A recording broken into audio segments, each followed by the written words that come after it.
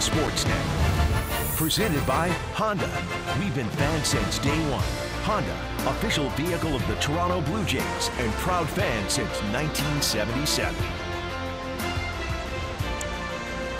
It is not very nice outside Rogers Center right now, but it's pretty comfortable inside. The Chicago White Sox are ready for Game 2 of this 3-game series. Renteria in his second season as the skipper of the White Sox. They lost last night 4-2. They out-hit the Blue Jays 6-4, but the Blue Jays got 3 big home runs, including Russell Martin's big home run in the 7th. Take a look at the lineup for Chicago. Down in the 5th spot, Matt Davidson. He's second in the American League with 6 RBIs. Of course, he's second to Justin Smoak, who's got 8. Wellington Castillo, Blue Jays need to come up with a different plan to pitch to Castillo. He's 15 for 53 with 7 homers and 11 RBIs. They've got to try something different. He pounded out a pair last night. That will be up to Jay Happ, who will get the start tonight, coming off his first career opening day start. That was against the Yankees. Did okay. 4 2/3 innings, 5 strikeouts. Held that powerful Yankee team to just 2 earned runs. Should be a good matchup against the White Sox. Jay won both of his starts against Chicago last season. Just 4 runs in 13 and 2/3 innings for his career. He's 3-2 against Chicago. He delivers a first pitch strike to Yoan Moncada. A switch hitter, batting right-handed naturally against Happ. The second baseman batting .231, and Happ delivers strike 2. Get used to that when Jay Happ is on the mound, pounding that fastball with that strike zone with the fastball. And this is a free swinging team. Foul ball just outside of third. Donaldson threw it just in case. Third base umpire Jordan Baker waved it foul. Of course, everybody's going to keep their eye on Donaldson to see how that arm is. There are some hitters in this lineup that will bunt, and I'm sure we're going to see that, see if they test him. I just heard the whistle after that nice play by Josh. There's another fastball right there. I was talking about Happ and his use of the fastball. He pounds that strike zone with it and then takes a little something off. He'll split that changeup. He can cut that ball into the righties if he needs to. But he's always on attack mode. He ran that fastball away. He gets the first strikeout of the game on that sinker away. Let's take a look at the defense for the Blue Jays. It's Granderson, Pilar, and Grichuk. Boy, is it good to see Donaldson back at third. First game at third base since opening day. Blue Jays say he is over his arm problems, and we saw that first throw. It looked pretty normal to me. 1 away. Avisail Garcia, the right fielder. He's just 1 for 6 against Happ. This is a tough lineup against lefty pitching. Got some great hitters, and they've got 2 of the best against lefty pitching in all of baseball. And Garcia gets a base hit on the first pitch right up the middle, splits the defense.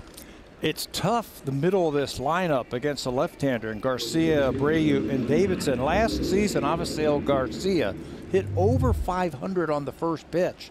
So you know he's ready to swing it, which he does right here. Cutter down and in, and Garcia takes it right back through the middle. Hit 506 on the first pitch last season. Right up the middle, a 1-out single for Garcia. Here is Jose Abreu, also a very good right-handed hitter. Abreu 3 for 4 in the game last night. He had half of the White Sox hits. Happ just pounds that strike zone.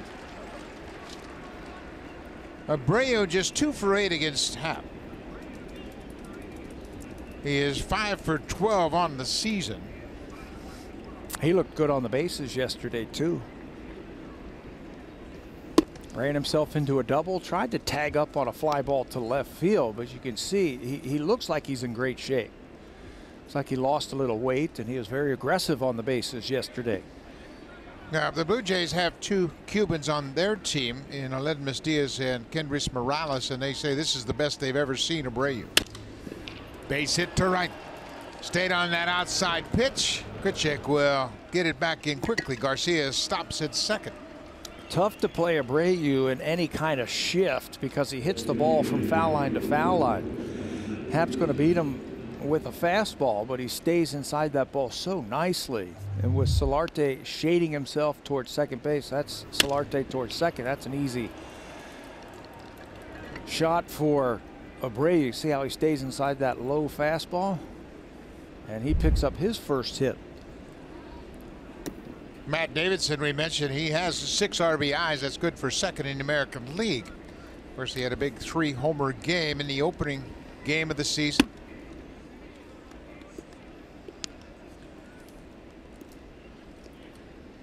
Off to a good start. 3 homers, 6 RBIs. Strong. Really came into his own last year when he hit his 26 home runs. 4th best in White Sox history for a rookie. And that's a long history. White Sox have been around a long time. The guy who has the record for most home runs as a White Sox rookie is over at first base. It's right in front of him. There's a fastball right on the corner. It's 2-1 now to Davidson. Of course, Jose Abreu is the guy that has that rookie record. 36 of them in 2014. Davidson last year with 26. He's got some power. You got to keep the ball down. Off the plate inside. It's 3-1 now.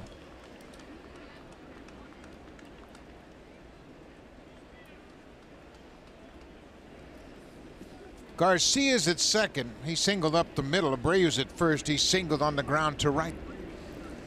Jay Happ will take another grounder at an infielder right here. Pop into the seats. I like where all those pitches are, though. They're down against Davidson, trying to get that ball on the ground, get it in the dirt for him to hit into a double play. You start elevating baseballs to the middle of this lineup, and you're going to be hurting. They can hit the long ball.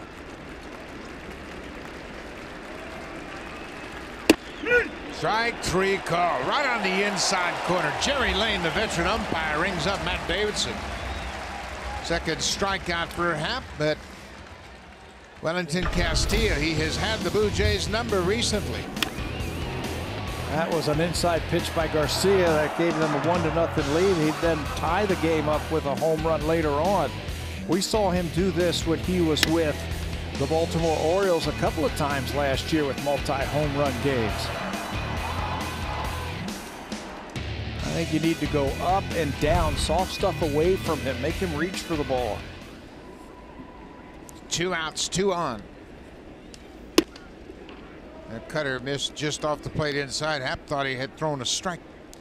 We mentioned Castillo's great numbers against the Blue Jays going back to last season. He's hit 7 home runs and driven in 11 against the Jays.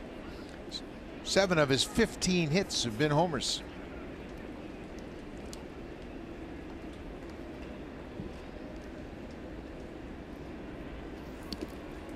Good block by Luke Maile. Maile making his second start of the season. He started 36 games a year ago. But the difference this year is the fact he spent an entire spring training with the Blue Jays, and he has really adapted well with this pitching staff. This is part of the plan, if you will, with the Blue Jays.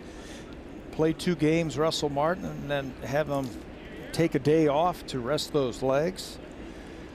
Devin Travis is on the same program. John Gibbons was saying earlier today he'd like to break that up somehow where both of them are not off at the same time. Still want to stick with that program, play 2, then off 1. Figure out a way to get both of them so they're not sitting on the bench at the same time. 2-0 pitch. Good sink on that fastball, ran down and away. I think if you stay there, down and away, and especially with soft stuffs, I think you can get Castillo to try and roll over on the ball. He's always looking to pull the ball, hook the ball to left field. His home runs have come to left field against the Blue Jays. Stay down and away from him. Another good pitch, down and away. He rolled over on that one.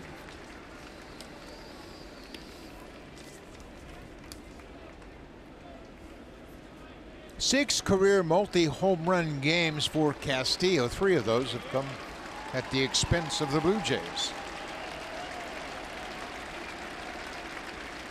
Jay Happ with a couple of strikeouts. He got one kind of swinging and Davidson looking.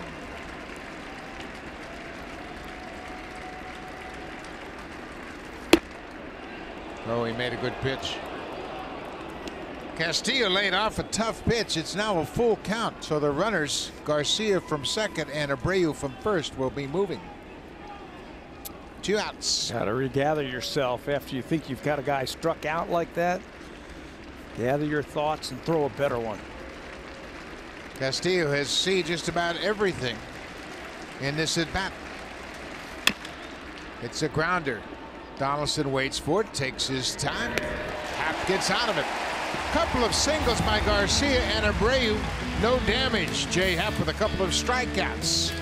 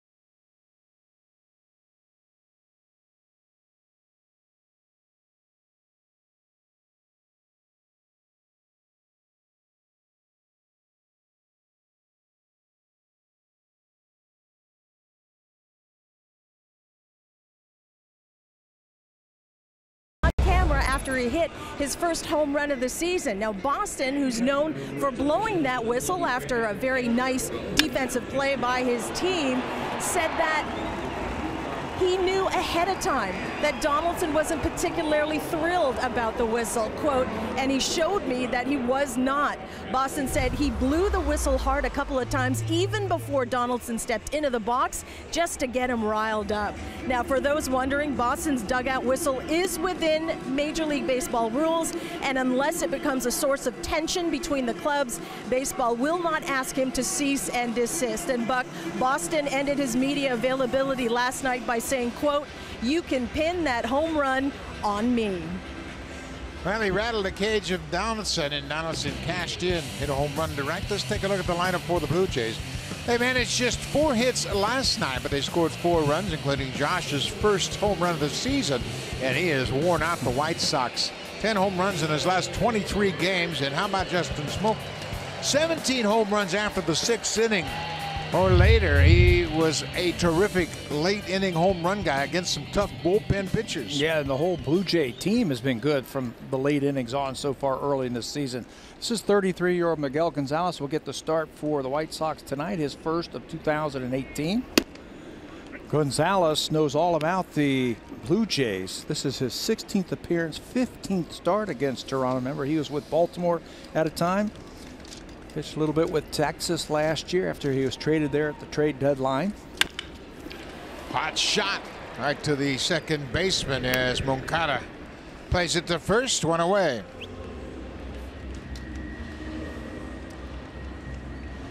We mentioned Donaldson and Boston had that situation last night, but they had some fun with it before the game. Boston's got the whistle out, and Donaldson can smile about it. Then he says, I'm going to blow the whistle. Okay, first time up. So you could see that both players and the coach having a good time with it. Dale Boston and Donaldson exchanging over that whistle incident last night. Not a big deal.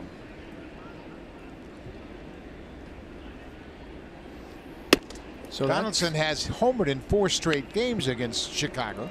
So that's how they get on players nowadays. They used to rib them from the bench. Now they whistle at them. Whistle at them, whatever it takes. Trying to distract him. You can't distract this guy. I mean, that kind of stuff just fires him up. We have seen it time and time again in his 4 seasons with the Blue Jays, you know, you say something about him or you get on him or somebody from the opposition says something, he always seems to come back with a vengeance. The off-speed pitch tapped toward the mound. Gonzalez takes his time. Donaldson taps back to the mound. Take a look at the defense for Chicago. Nicky Delmonico is in left field, Engel in center, and Avisail Garcia in right. And they've got a good young player at shortstop. Yeah, and he's getting better and better every year. That's Tim Anderson. Just 3 errors over his final 37 games last year after he committed 25 in the first 109 last season. He moves well. He's going to get better and better at shortstop. He's got quick feet, strong arm. He's just learning to play the position at the major league level. He made some plays last night that he got to. Robbed Kevin Pillar of a base hit last night. This is Justin Smoke. Takes the first pitch up and away. Smoke just 0 for 2 against Miguel Gonzalez. Gonzalez, as Pat mentioned, pitched for the Orioles from 2012 to 2015. So the Blue Jays have seen a lot of him in the past. High pop-up, and it's playable. Tyler Saladino, the third baseman, makes the catch out in shallow left field. Just 7 pitches, and Miguel Gonzalez retires the side in order. We have played an inning. No score here at Rogers Center.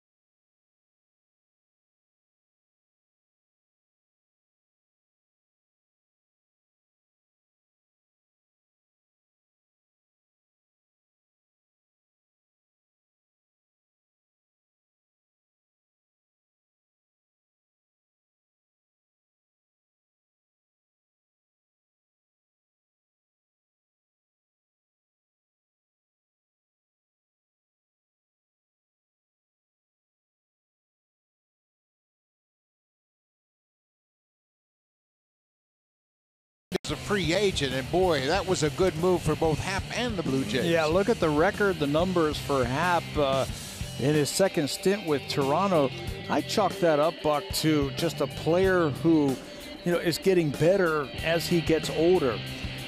How many times have you seen pitchers just burst on the scene and just dominate? Well, most of those guys are in the Hall of Fame. For the most part, guys come up here and there's a learning process. Jay's been through that, and he's one of the better left-handers now in the American League. And Jay has talked about that too as he watches other lefties around baseball. And he thought, you know what, I've got better stuff than that guy. I should have a better record, and he did. He won 20 games in 2016. A terrific season for Jay. Pitched 195 innings. There's always a learning curve. I don't care who you are. Remember when Randy Johnson first came up? I mean, Randy was wild. But he harnessed that, he figured it out, he figured out his windup and his release point or whatever it is, all the way to the Hall of Fame. Got another guy for you that struggled early on, Nolan Ryan. He had a tough time finding the strike zone. I think that's the key to being a successful pitching coach, is recognizing that you got to be patient. Allow pitchers to develop. And that's what it's all about, developing. When Jay came up, he came out of college, he was with the Phillies, and he was just inconsistent. Some games he'd be outstanding, then he would find it, then lose it, and then find it again. And it took him a while to go around the league and get some innings and some years under his belt. And you're starting to see the finished product. Ground ball past Smoke into right field. Tim Anderson stayed on that outside pitch. A leadoff single here in the second. Let's check in with Jamie Campbell.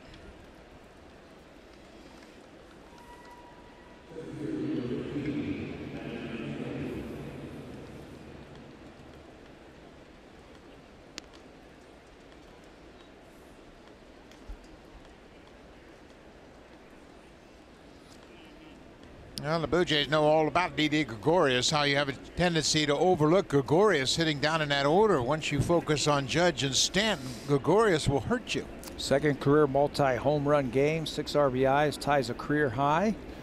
He had a few seasons ago. Yeah, you forget about those big boys, and there's Didi Gregorius ready to put it on you. This is Adam Engel, the center fielder. He's 3 for 10 in the early going this season. Engel can really run. Tough guy to double up. The guy at first base can really run too, so keep an eye on him. And Jay checks in on first base. Anderson has a stolen base already this season. Going to be tough to run on the Blue Jays. Jay Happ gets rid of the ball very quickly, and Luke Maley's got a very strong arm. Luke has worked hard all spring long on his throwing and his catching. He also worked hard to get to know his pitching staff a little more effectively. We mentioned he made just 36 starts a year ago.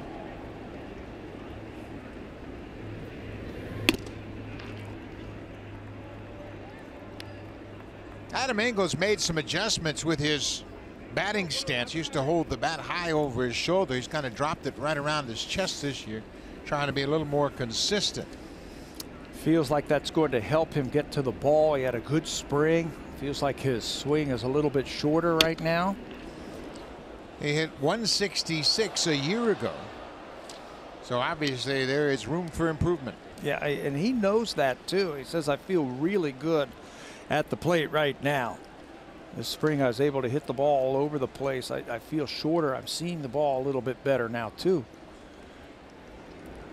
2-1 count, nobody out. You got a fast runner over at first base. White Sox might try something. Not going here. It's up and away for a ball. 3-1 now. Tim Anderson, the runner over at first base, does something really interesting with that front foot when he's getting ready to steal and get ready. He really opens up his toes towards second base. That really helps him get his hips into his first step. You can see him open up. You can see that. That helps him to get that first step over if he's going to try and steal. Anderson had a 49 stolen base season in 2015 in Birmingham in the minors. Last year he was 15 for 16. He has recorded 10 straight stolen bases. Clears those hips just a fraction of a second quicker. Not running. Up and away for ball 4. First 2 reach here in the second.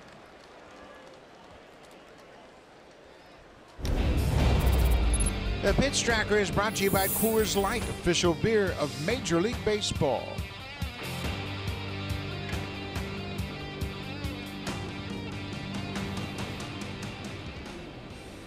Tyler Saladino getting his first start of the season. He's at third base this evening.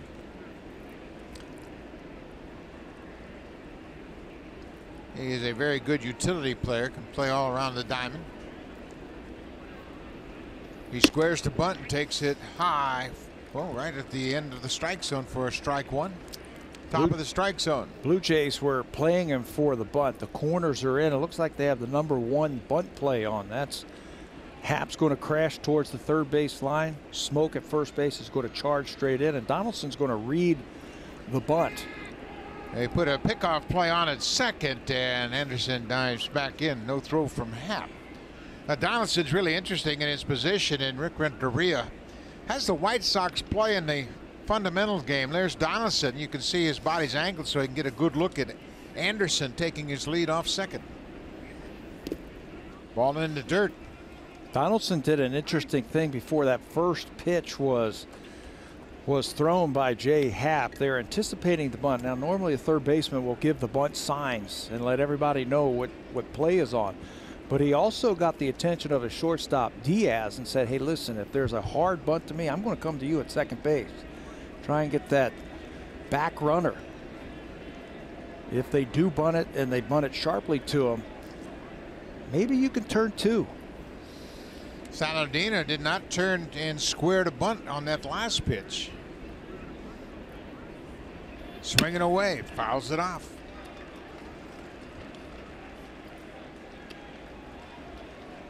Vic Renteria, long-time minor league manager, big league coach in San Diego, got an opportunity the first time to manage the Cubs and then was let go when Joe Madden became available. Now the infield, you see the shot there, the overhead. They're going to move back now with 2 strikes. This is where Jay's little split change can help him. He just splits his fingers and throws it, takes a little something off of it, and gets a downward movement, gets his share of ground ball outs with it. You talk about pitchers gaining experience. That's been a new wrinkle for Jay Happ, and a very good one. Creating movement, getting some ground balls. He had been a straight fly ball pitcher most of his career. Oh, he comes back and gets a big strikeout. Saladino strikes out, first out of the inning. 3rd strikeout for Happ, and he goes upstairs with that good fastball. Boy, what a good fastball. Threw that one right by him. The Super Slow-Mo is brought to you by the Samsung S9 and S9 Plus. The camera reimagined. Available now. Gets on top of that fastball and drives it right past Saladino. Donaldson even with the bag at 3rd. Nicky Delmonico, left-handed hitter, had 3 bunt base hits last year. Not thinking bunt on that first pitch. He can run as well. We talked about all the good athletes in this lineup. Anderson, Engel, and Nicky Delmonico can really run. Got a little pop too. In 43 games last year, he had 9 home runs. Fouls that one off his foot. You know, the one thing that I've been impressed with Jay Happ as we have watched him, I guess this could be called the Jay Happ 2.0, the second time through with the Blue Jays, is when he finds himself into these types of situations here. A couple of runners on, nobody out. In the past, he would try and power his way through the at-bat and try and get through the inning that way. Now I think he has learned how to take a little something off with that split change. He can cut the ball now a little bit better than he did when he was younger. He just has more weapons, and he can finesse his way through innings now. Well, and he used to agonize over each and every pitch, trying to be perfect with each pitch, and now he understands. Just commit to the pitch, let it go, and turn the page once it's gone. 1-2 to Delmonico. Base hit up the middle. Anderson's going to come in to score. On the play, Engel goes first to 3rd. Delmonico knocks in the first run of the ball game. It's his first hit of the season and his first RBI. Not a bad idea with the pitch that they went with. He just missed his spot. Having trouble locating it right now. 92 miles an hour. You can see that's about thigh high out over the plate. Delmonico rips it to center. There's the game's first run. Well, bottom of the order produces the first run for Chicago. 2 hits in the inning, a run across. Engel drew the walk. He's now at 3rd. Top of the order. Yohan Moncada goes after the first pitch. He struck out on a good sinker down and away his first time up. Another one of those good young players. They got him from the Boston Red Sox, part of that Chris Sale trade. They've put him in the lineup. They put him at the top of the lineup to lead off, and he's really responded. He can swing it. Switch hitter, as we mentioned. The interesting thing about him, 21 years old. Boy, that's a heck of a player. You've got control of him for a long time. You give up a lot in Chris Sale, but you get a lot in return. Yeah, he's just a piece of that, and he's just scratching the surface also. 18 runs scored this spring. Happ gets a strikeout. Second strikeout of the inning, fourth of the ball game. We mentioned Happ had 19 strikeouts in 2 starts last year against Chicago. Yes, four-seamed him. Four-seam fastball. You can see the backspin as he throws that one by Moncada. Now you got to be careful with Garcia on the first pitch. He had a first pitch base hit his first time up. As Pat mentioned, he had over 500 on the first pitch last year. 6 of his 18 home runs came on the first pitch last year. Be careful. Got it inside. Swung right through it. Don't you like that approach? Aggressive. That first pitch might be the best one you get all night. Of the whole at bat, that might be your best, especially with runners on base and guys in scoring position. He went after it. Happ's ahead, 0-2. So if you're Jay Happ, you know that, so you can use that to your advantage. You can expand now with 2 strikes. Maybe go up and away. If you have confidence in throwing the ball in the dirt that your catcher's going to block it, you can go there too.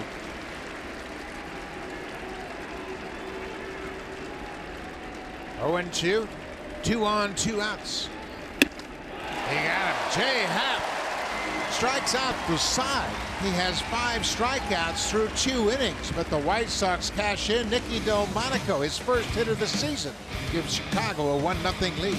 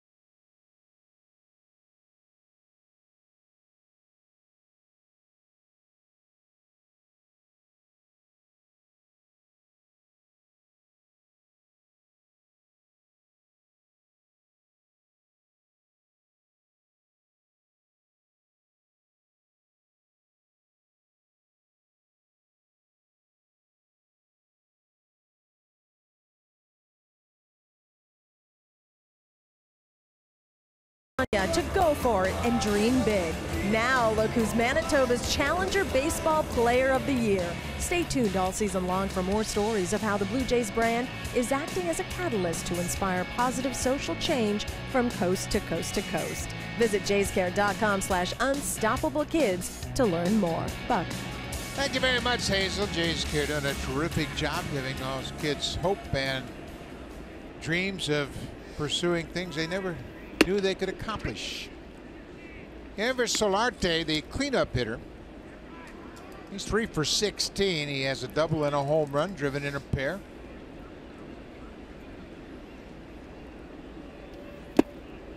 Showing off his versatility tonight.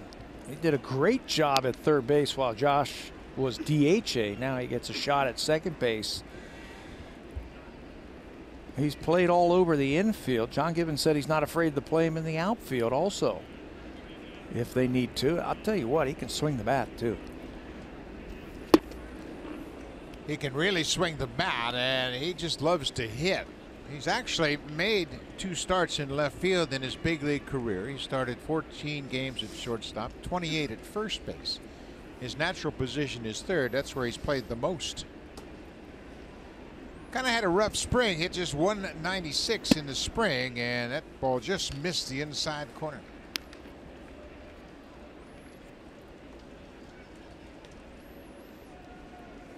He'll move the ball around. Gonzalez, very smooth delivery. He's got good stuff. Nothing's going to just wow you, if you will. Just fastball, slider, sinker, little split change. He's had an interesting career. As Pat mentioned, he's 33 years old. He was born in Guadalajara, Mexico, grew up in Southern California.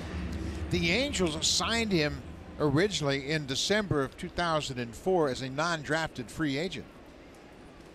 And then the Boston Red Sox took him in the Rule 5 draft in 2008. Then Boston released him in 2011.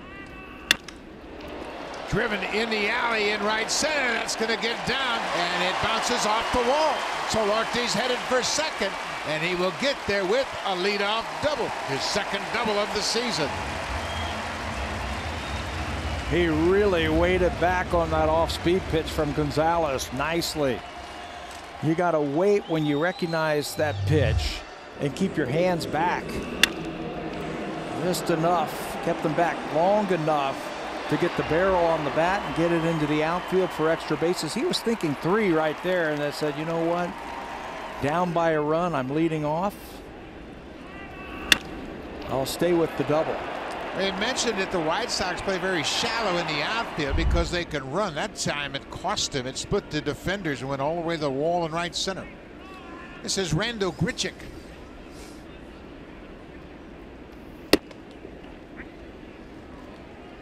Grichuk just 2 for 15. He's hit a home run. We mentioned the Blue Jays have 7 different players that have homered so far this season. That's the most in the majors.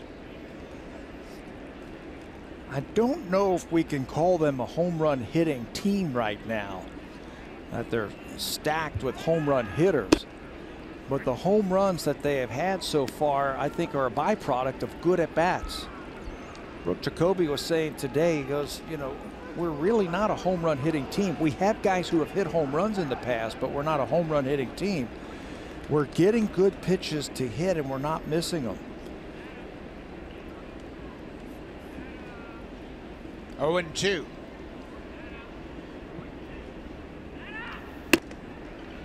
Grichuk showing a lot of patience and much better strike zone awareness than he's had earlier in his career. He had a reputation when he was with the St. Louis Cardinals that he was a free swinger. I haven't seen that. I talked to him about that today. He had a couple walks in the game last night. Ground ball. Good job by Grichuk. He moves Solarte over to third. Another good 2-strike approach by a Blue Jays hitter.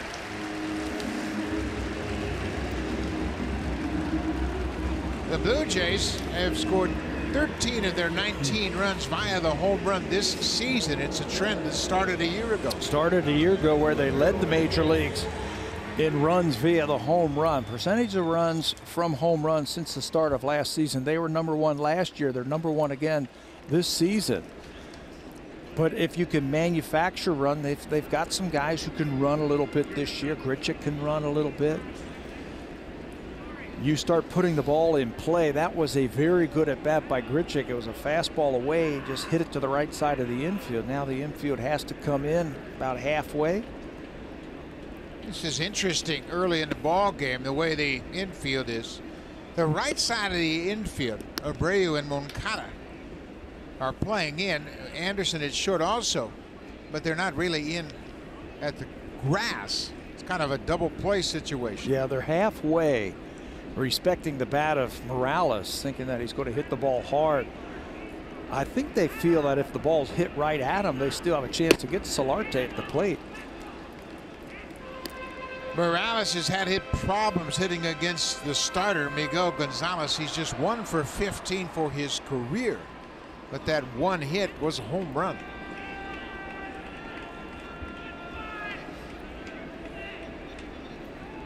He's the only Blue Jay in this lineup that has a homer against Gonzalez. Boy, you better be careful throwing him that fastball. He can get on a fastball. I thought that was just for show. Just show him the fastball on the inside part of the plate and then try another splitter or something like that. You know at some point he's going to be getting something off speed.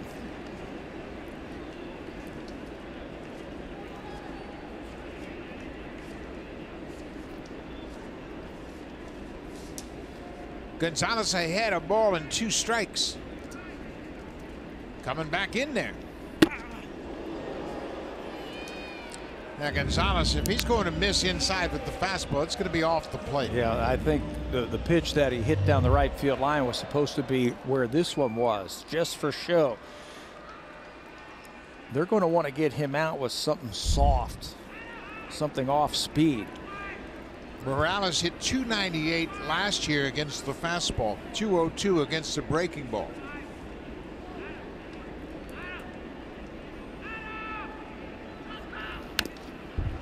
Looked like he cut it inside, but again he missed and it was off the plate. But Morales with 2 strikes had to protect. Too close to take. You might see it here. You might see some kind of little splitter.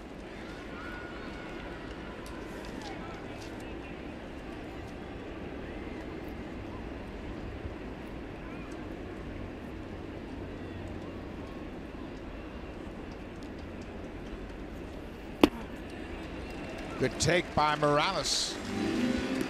Remember, Morales is wearing glasses for the first time in his career. He's had some trouble with his right eye especially, but he's been very pleased with the way he's been able to pick up the breaking ball, and he laid off a tough curveball on that last pitch. Solarte can get off at third base. Get off as far as that third baseman is and read anything on the ground. Even though they're halfway, he can score on a grounder. Morales strikes out. Another breaking pitch, and that's the second out of the inning. You knew at some point it was coming, especially with 2 strikes. There's the split grip from Gonzalez, just trying to get some kind of side rotation or tumbling rotation away to get Morales to swing at it. It's a big out. Kevin Pillar batting with a man at third and 2 outs. Pillar's off to a good start this season. Breaking ball missed upstairs.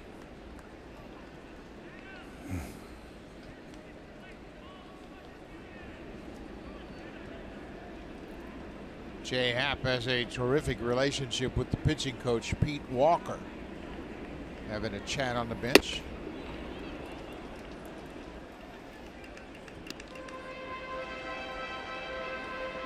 Kevin, 6 for 16 so far this season. He has a double. He's also homered. Solarte with the leadoff double, now at third base with 2 outs. Pillar had a couple of pitches to hit up in the zone, out over the middle. Now you just look for the baseball. He's been locked in, I think, all spring long. Been hitting the ball back through the middle with authority, hitting the ball the other way with authority. Last season was not real successful hitting with runners in scoring position, but his approach right now suggests he's going to be okay. 1-2. Breaking ball hit, but right to the shortstop. Anderson with a strong arm, and the Blue Jays can't cash in with the leadoff double. They leave a runner at third. Chicago has a 1-0 lead early on.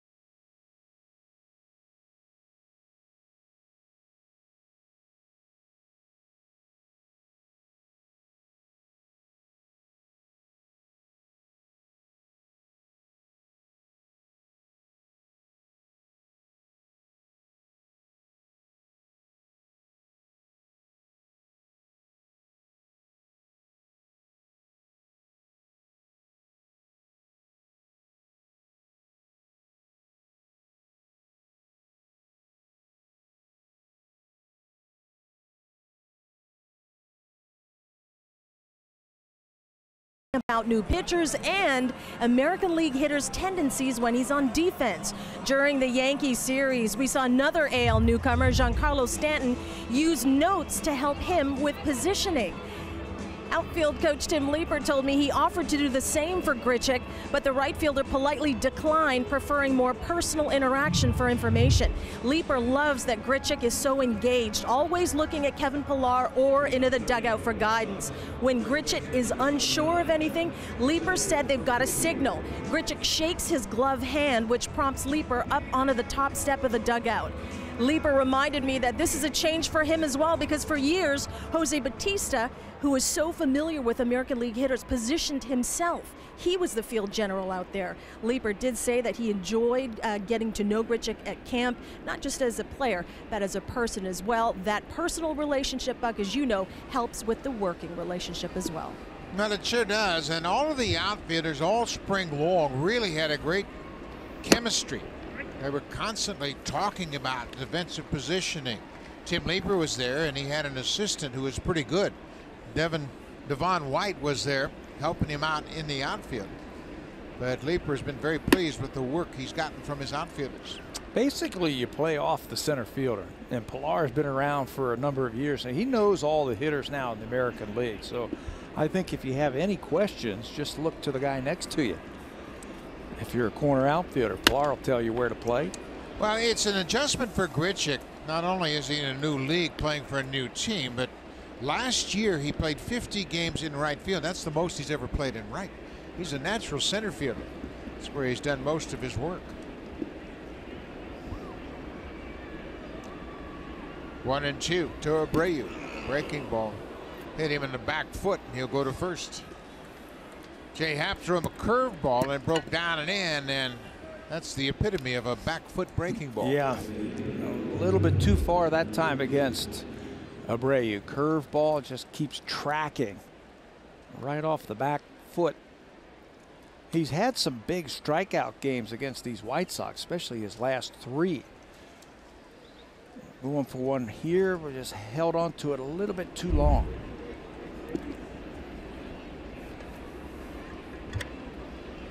So leadoff man's aboard here in the third.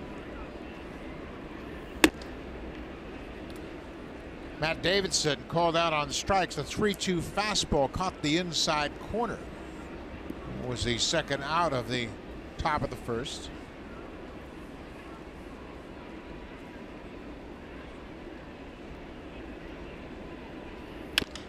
Back to Happ. Solarte at second, return to first in time. Well, the Blue Jays have done a terrific job. That's the 9th double play they have turned so far this season. Well, I told you that Jay Happ's been getting his share of ground balls now, but watch how he catches this one. He's already known that the second baseman's going to take over. He just takes his time. There's the little crow hop, and he makes a good throw to second base. Before you even throw that pitch, you find out who's going to be covering on a comebacker. The important thing is he took a lot of time to finish off that double play. One of those double plays was started by Curtis Granderson in the 6th inning. He doubled up Abreu trying to advance from first to second. Jay Happ did not turn a double play all season long a year ago. Even with all those ground balls? I like how he just took his time. He knew who was running. He knew he had some time. Threw a strike to second base. Another example of how experience allows you to slow everything down. Solarte turned it easily at second. He's making his first start at second base. Wellington Castillo. Good movement on that fastball. Castillo grounded out to third. His first time up.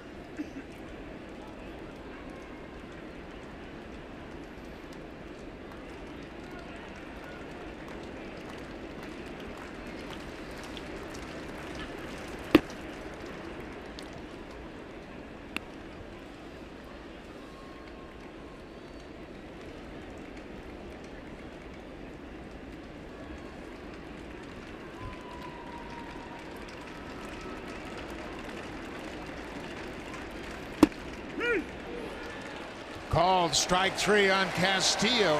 Happ with another strikeout.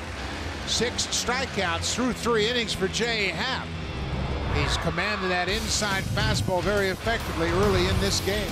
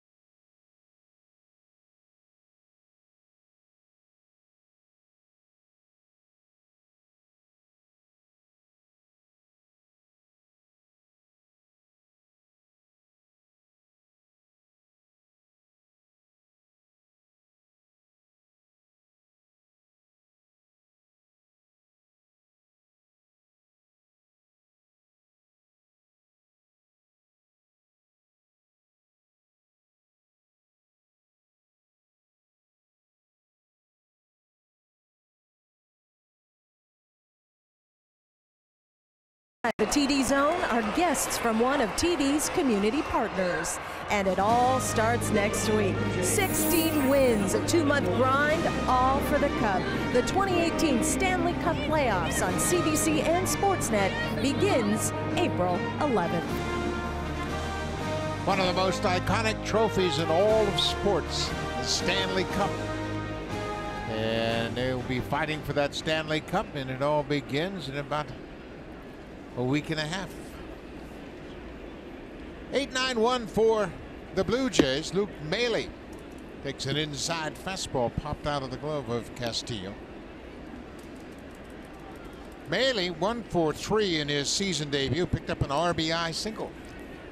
That was off a breaking ball in his last start against the Yankees. Gave the Blue Jays the lead. Rips this one down the left field line. It's going to go up against the wall. Maile with a big turn. Now Monaco had a little trouble picking it up off the warning track, and Luke has a leadoff double. His first extra base hit of the season. Luke has been working on getting set a little bit earlier and starting his swing just a little bit earlier so he can catch the ball out in front. He's ahead in the count, 1-0. He gets a 4-seam fastball. You can see how the body was moving as the ball was on the way. A lot of body movement to get that bat head out and through for extra bases. Luke's a big guy, and he should be able to hit a few home runs. Aledmus Diaz, he's had a homer this season. Came in a game last night. Blue Jays had the leadoff double last inning and could not score him. Another leadoff double here in the third. Bring him around. Diaz was robbed of a base hit in the 6th inning in last night's game. He had a hot one-hopper to the third baseman, Sanchez, who made a nice play on it. Swinging a drive. Get up, ball! Get up! Get up! Get out of here! Gone! Aledmus Diaz and the Blue Jays continue to pound out the home runs.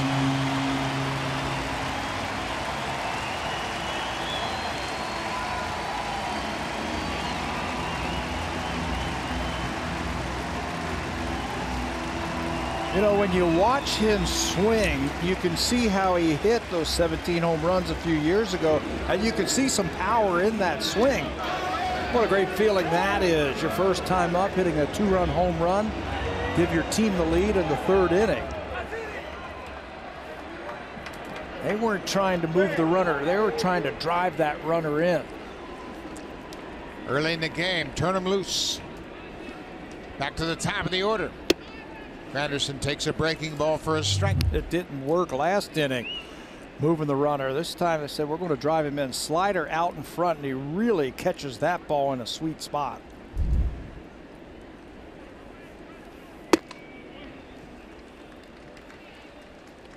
"17 home runs 2 years ago, an all-star season with the Cardinals." When you watch him swing, you can see there's a little juice to his swing. He's got some power. Out on the inside corner, it's a ball and 2 strikes to Curtis Granderson. Nobody out of here in the bottom of the 3rd.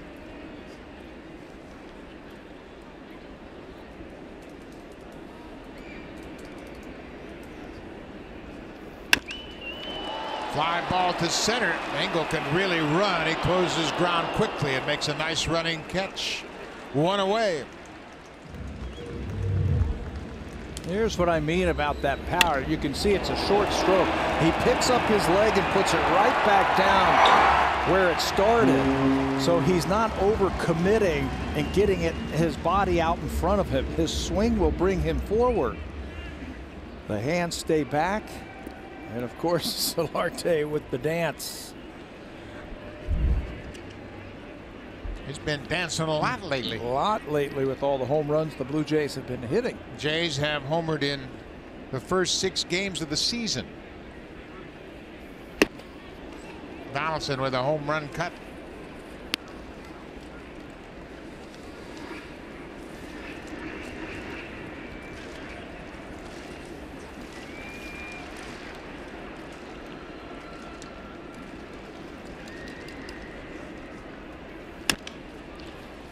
Splitter grounded to 3rd. Saladino takes his time.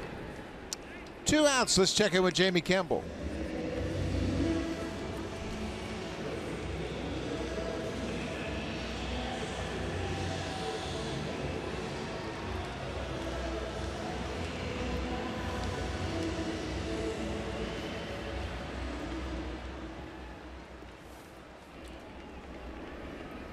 Chris Sale on the mound for Boston. No walks, 6 strikeouts through 5 innings. Marlins, Jose Urena. He too is pitching very well. Young right-hander, 26 years old. Justin Smoke. He popped out to the 3rd baseman his first time up. 2 away. It's a 1-1 game. Excuse me, it's a 2-1 game. A leadoff double by Maile, cashed in by Diaz.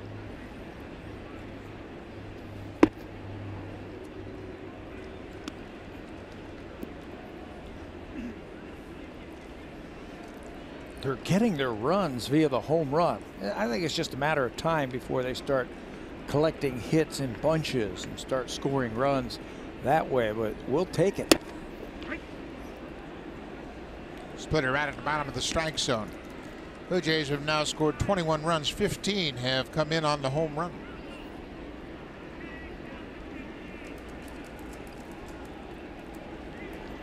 John Gibbons will take the home runs right now until everybody warms up collectively. Good take by Smoke. He laid off that inside fastball. It's now 3-1. What's been impressive is the at-bats. You don't see a lot of wild swings. You see guys who are under control and they're going to take what the pitcher gives them.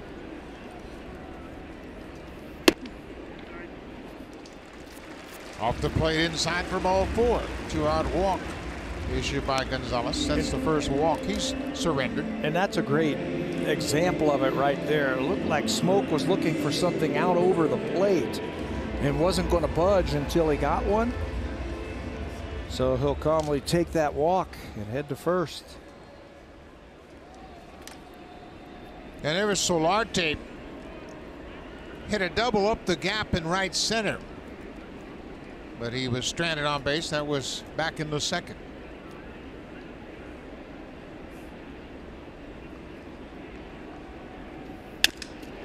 Little flare off the bat. That's going to drop for a base hit. Smoke's going to go to 3rd. Big high bounce. Smoke did a nice job of reading that. Javi Sayed Garcia, very good right fielder with a strong arm, but he had to wait for that high bounce to come down, and Smoke went First to third. Yeah, with 2 outs, you're running on anything if you're Smokey. That cutter looked like it got in on the hands of Solarte. He fights it off, and Smoke just takes off with 2 outs. He doesn't even need a coach. He knows where that ball is going to bounce into the outfield, how high it's going to bounce, so he can make it to third base easily. Now they're starting to string those hits together. 3 hits in the inning and a walk. Brando Grichuk grounded out to second base. Diaz with his second home run in as many games. 2 outs. Nice block by Castillo on that splitter in the dirt.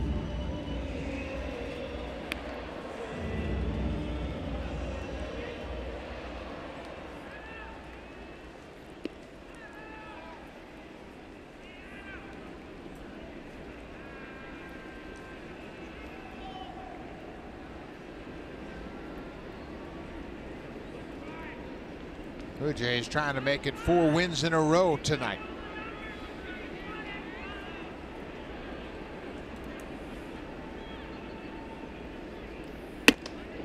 Upstairs 2-0.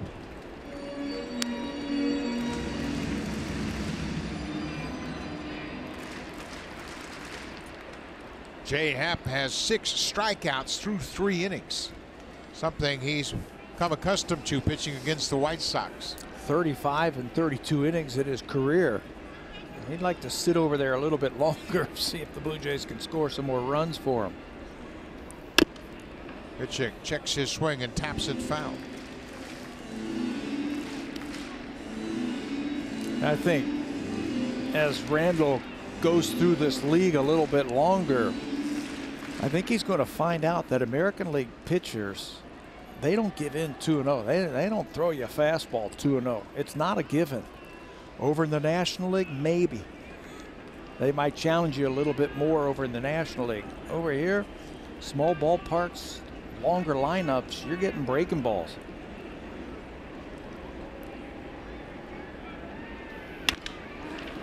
Pulled to short, and Anderson drops it. A run comes in as Smoke crosses home plate. It's 3-1 Blue Jays. Anderson went after that very awkwardly. Looked like it had topspin on it, kind of like he swatted it to the ground. He went after it with 2 hands. Much better and a lot easier if you go after that ball with just 1 hand. It frees up your whole left side to field the baseball. It's a 2-1 slider. He hits it into the dirt to the shortstop, and watch him go after it with 2 hands. 28 errors last season. See how the 2 hands are right there? He's got time to just field that ball with the backhand, 1 hand.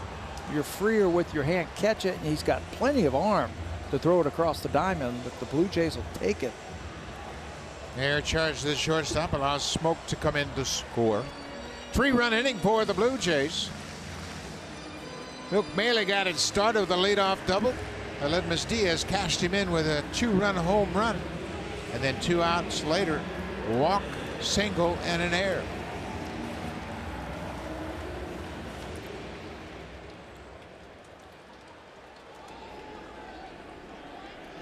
Kendrys Morales struck out on a splitter his first time up.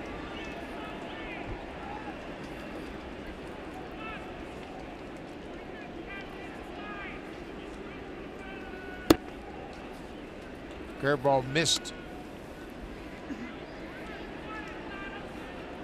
You wouldn't expect Gonzalez to throw a fastball in the strike zone in this at bat. I don't. Not to a power hitter like Morales. Maybe off the plate again, just for show on the inside part. You're going to see a lot of those, I think. Slow curveballs and splitters down in the strike zone.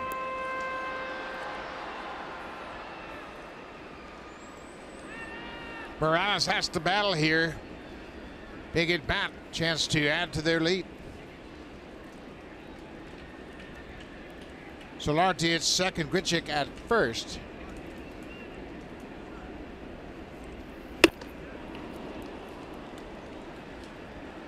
Cut fastball, now it's 1-2.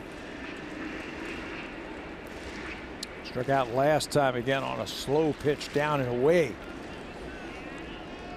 It's been a long inning for Miguel Gonzalez. Probably going to see that off-speed pitch here.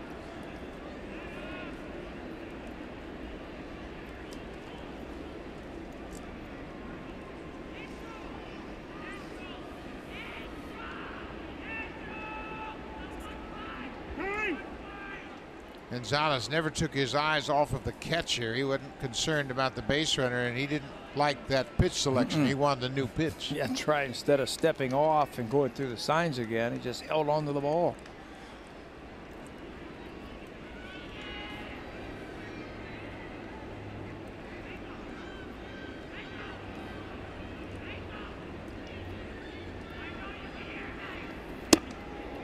Cutter inside. 2-2 now. You saw Castillo going through a lot of different touches before he flashed the fingers. That can be a set of signs on the outside. That can be an indicator. You can touch a spot, shin guard, chest protector, mask, now down to the signals. Everybody's protecting their pitch selection. With that runner out at second base so they don't steal their signs. 2-2 pitch. Now it's a full count. But you can still give location if the catcher moves up and sets up too fast. Hervis Solarte had his second hit of the ball game. He's now at second. Grichuk reached on an air. Full count to Morales, 2 outs. Blue Jays have scored 3 here in the bottom of the third to take a 3-1 lead. Miguel Gonzalez has thrown a lot of pitches this inning. There go the runners. Ground ball. Moncada right on the edge of the dirt. Throws out Morales, but the damage is done. Luke Maile got it started with a leadoff double. Aledmus Diaz, his second home run, a 2-run shot. Diaz has homered in the last 2 games. This one a no-doubter to left. Jay Happ has a 3-1 lead.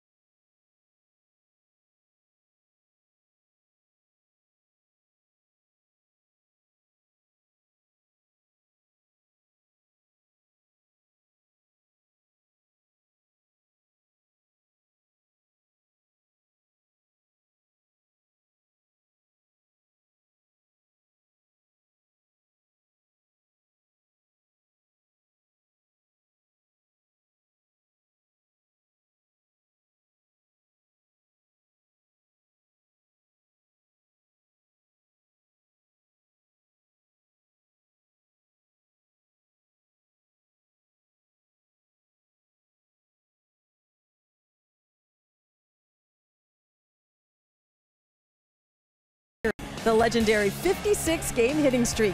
Pick up to 2 players who you think will get a hit. Get a hit and your streak continues. Be the first to reach 57 games and win $5.6 million. Download the Beat the Streak app today. Buck. Thank you very much, Hazel. That's an interesting contest, Beat the Streak. And a lot of people really think they know the game, but boy, it's a tough thing to do. We've tried playing that in the past. Pick a hitter to get a hit every night for 56 straight games. I think we get to like 5 or 6 and then we succumb to it and have to start all over.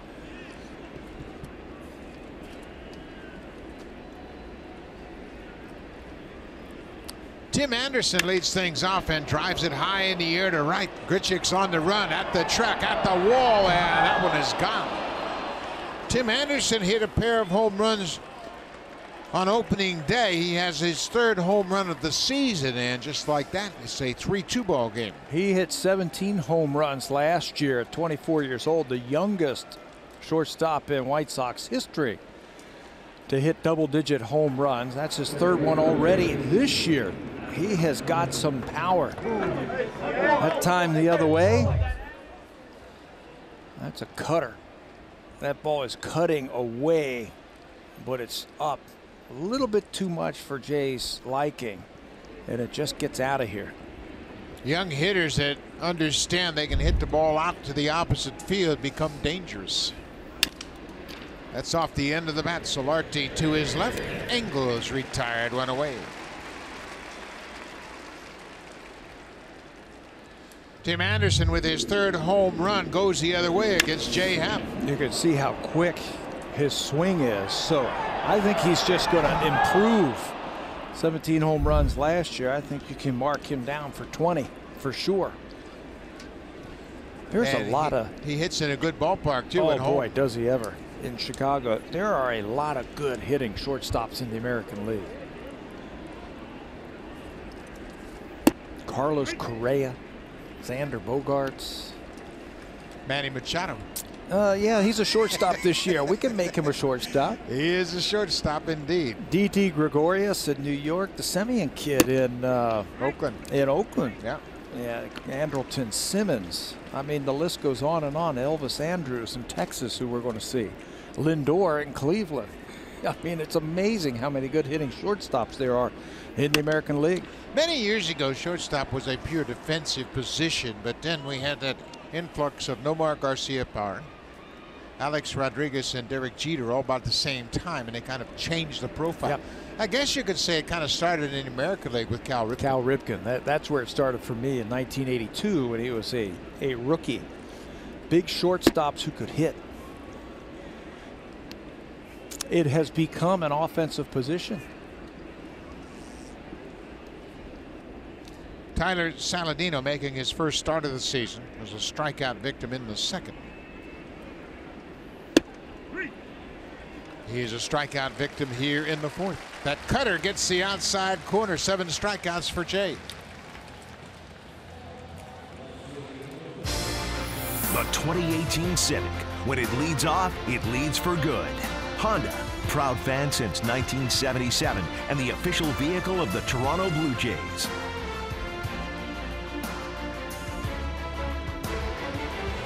Downtown Toronto, a good shot of City Hall. Here is Nicky Delmonico. Had an RBI single his first time up. He drove in the first run of the ball game, his first RBI of the season.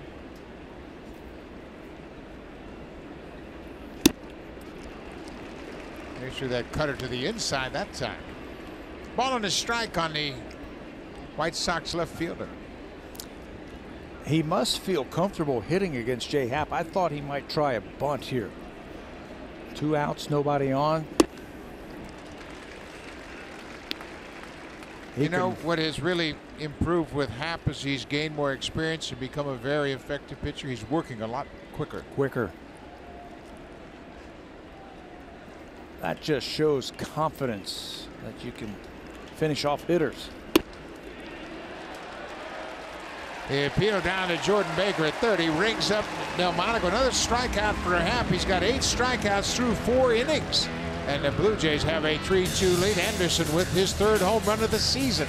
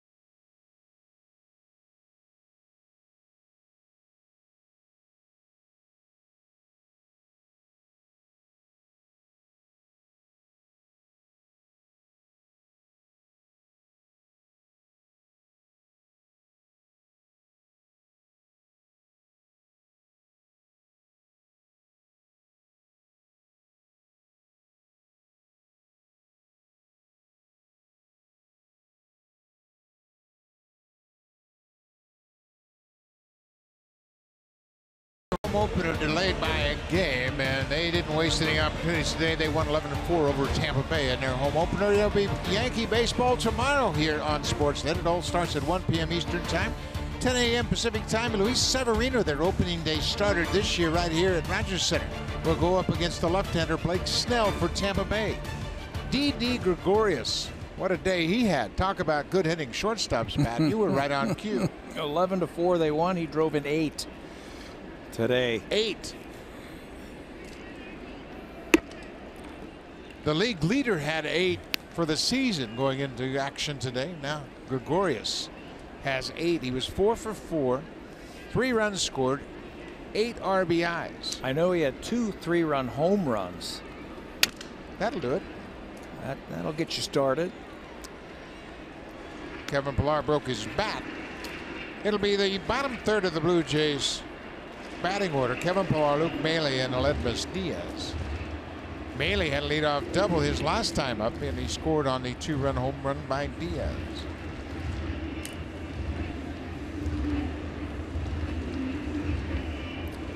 Chris Archer didn't have any fun against the Yankees. He lasted just 5 innings, charged with 4 earned runs on 6 hits.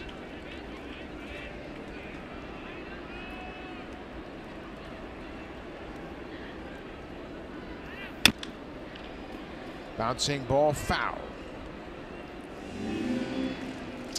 Played in some rain today in New York. They were snowed out yesterday, and they got some rain today. It was actually delayed by 15 minutes, the start of that game. So normally that's good for the pitchers in that kind of weather.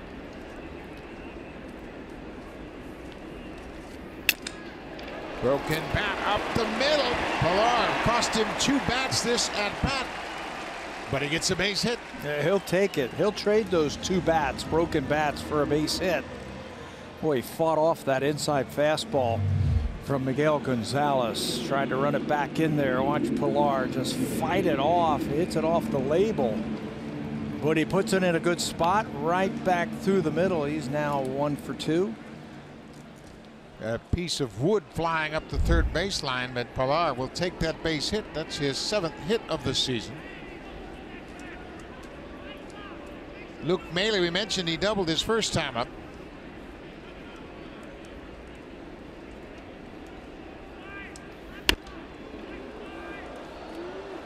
Boy, isn't it great? A guy that has never hit much in his career. Maile has a couple of hits in his first 2 starts of the season. In fact, you know, every hitter wants to get off to a good start. And Maile had an RBI single in his first start. He's doubled and scored here in his second. And that's what you're hoping for if you're the backup catcher. Call a good game, get a win, help your pitcher through the game, and then whatever you can do offensively, I think, is a bonus. Another good hack. And I think, you know, when you hit down in the lineup like he does, you're going to get yourself some fastballs. I think you'd be ready for the fastball and hit it. Luke's a big guy. He should hit a few home runs, as we've mentioned, and I think a lot of it has to do just gaining some confidence and having the freedom to swing it. Yeah, and start that swing a little early and catch it out in front. Pillar with 3 stolen bases. Of course, they all came in 1 inning against the Yanks.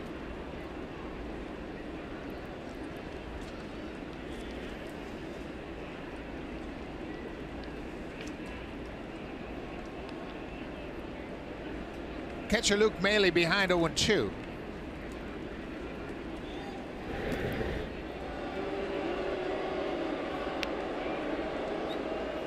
Just keeping him close. Maybe he's thinking about throwing a breaking ball now with 2 strikes to Maile, so he wants to keep Pillar a little bit closer in case he tries to steal on the breaking ball. Castillo, the catcher, led the American League in caught stealing percentage last year. He's got a cannon for an arm.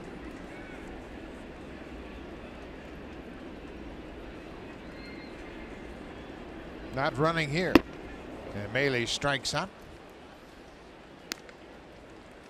Just the 2nd strikeout of the ball game for Gonzalez. Now he's checking with his middle infielders to make sure he understands who's covering the bag.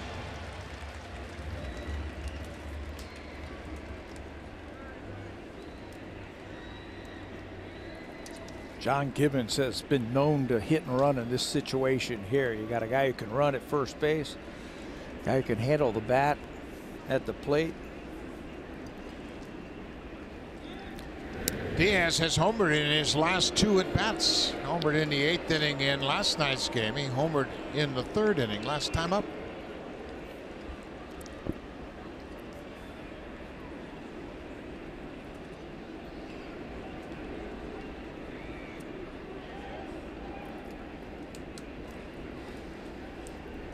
Millar's not running. Pulled foul.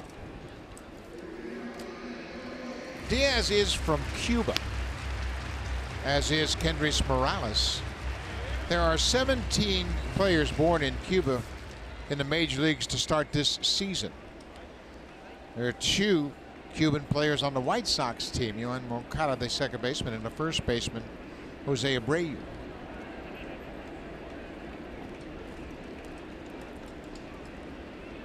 Oh, 1.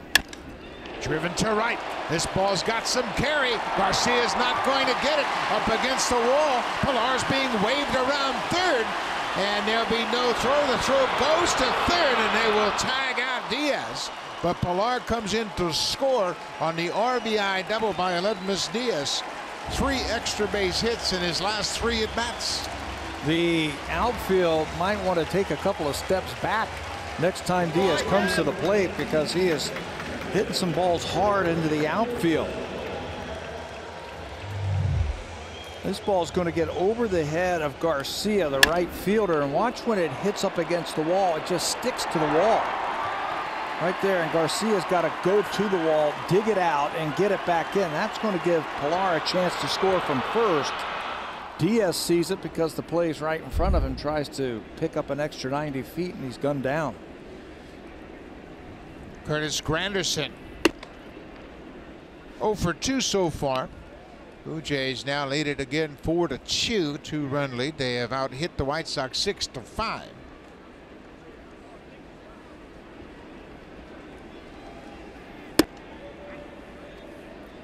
Strike right at the knees. Kevin Pilar with a broken bat single. Scores all the way from first.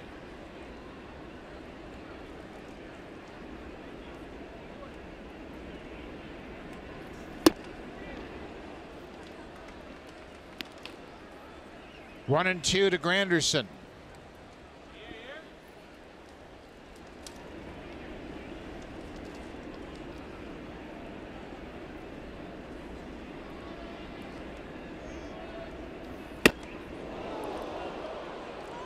No swing on the appeal. Jordan Baker, the ump, down at third.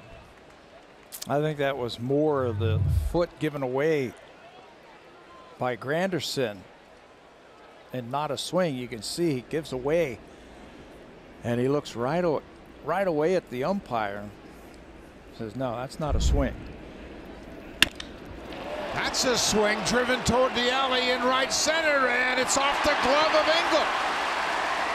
Granderson around second. He's headed for third. Here's the throw, not in time.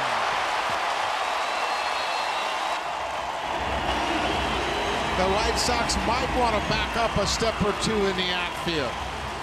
Engel, a terrific defender, may have knocked the wind out of himself when he hit the turf here. But the Blue Jays have hit it over the outfielders' heads here in the inning. We noticed that in last night's game, how shallow he plays out in center field. He is shading Granderson towards right field. Off-speed pitch, and Grandy puts a charge into it. Engel runs, and then it glances off of his glove, and he hit that turf hard. Looked like maybe his shoulder right there buckled underneath him when he went for it. As soon as it went off of his glove, you can see it bends back awkwardly. Granderson can make it to third base. For Granderson, that's his 93rd career triple. He led the league twice in triples while playing for the Tigers. Josh Donaldson. Well, it doesn't surprise me when you say that the Tigers 440 center field at Comerica Park, and he's got enough power to get it out there. Plays right in front of him. He notices that that ball again is up against the wall, and a dive into third base. He's got his first triple as a Blue Jay. Granderson led the American League with 23 triples in 2007. Good cut by Donaldson. Curtis also led the American League the next year in 2008. He had 13.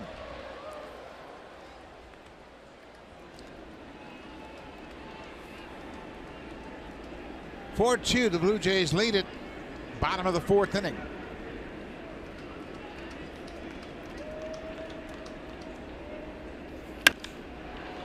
That's going to reach the seats out of play. Granderson had one of the best seasons ever offensively in 2007. He hit 38 doubles, 23 triples, 23 home runs, and drove in 74. Wow. Wow. He was a leadoff hitter at one point, wasn't he? And he hit 302. Terrific season.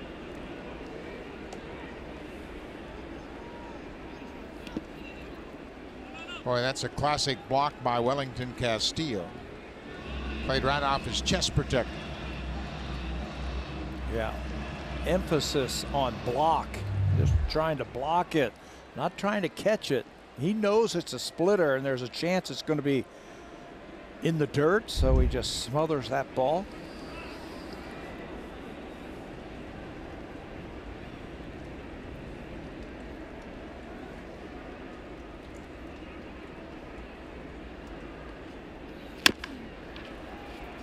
Just foul wide of third. Josh has grounded out to the pitcher. He's also grounded out to third. He has homered in 4 straight games against the White Sox. He's hit a total of 10 home runs in his previous 23 games against Chicago. He's not there yet. He's getting closer. You can tell that the timing is coming around slowly but surely. High drive to left field. Get up, ball. Get up, and he's done it again. 5 straight games with a home run for Donaldson against the White Sox.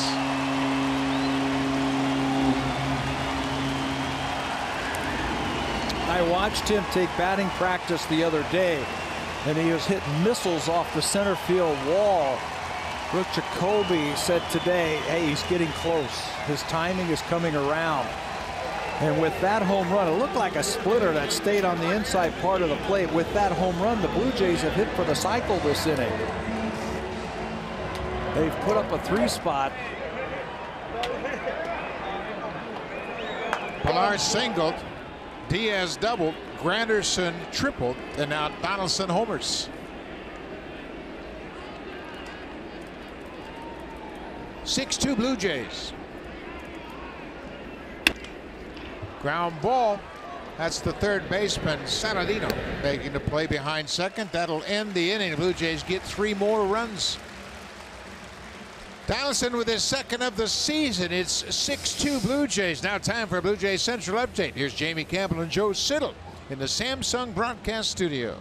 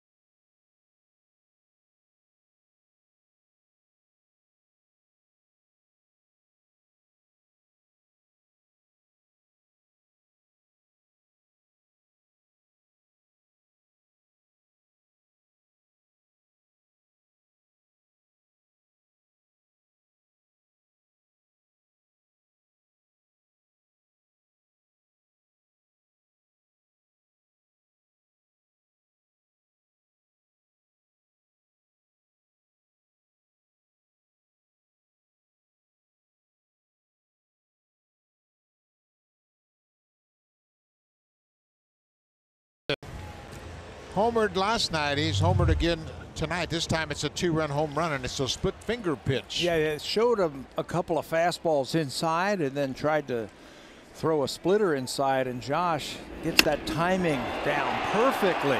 Gets the front foot down, pulls his hands in. He's got enough to get it out of here.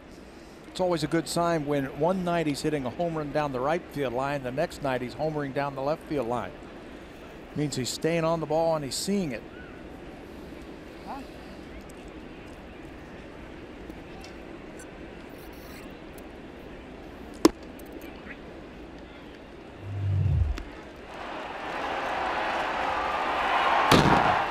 There's Solarte.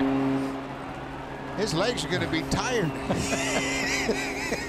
He's playing on a team now that's hitting some home runs. Oh, nice play by Donaldson. He took the short hop, came after it. He got in between and said, you know what, got to get after this one. And he came and got the short hop, made a nice play of it. Yeah, and he knew who was running too. Moncada could really run down that line. If there's a little bit of indecision down there at third base, you're going to not make this play. And it's always better, I think, to be aggressive and come after that ball and just smother it on the short hop like Josh does and finishes off that play. Look, he's going back initially thinking, I got to give some ground, but he realized it was going to be a real tough hop, and he came and got it.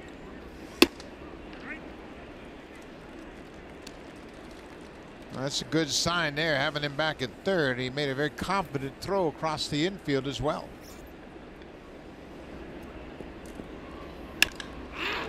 There's a high drive. That one's going to go. Avisail Garcia hits it above the Budweiser sign in deep center field. Garcia's first home run of the season. Second home run for the White Sox tonight. They get one back here in the top of the fifth. Homered last inning by Anderson, and Garcia got all of that one. And I know pitchers know when they give up home runs. They can sense it, they can feel it, they can hear it. And watch Jay Happ's reaction after this one. He knew it. He didn't even have to turn around. Garcia's first homer of the season comes with one out here in the top half of the fifth.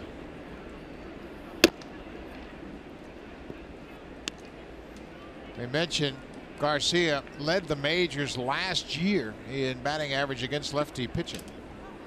He's 2 for 3 tonight.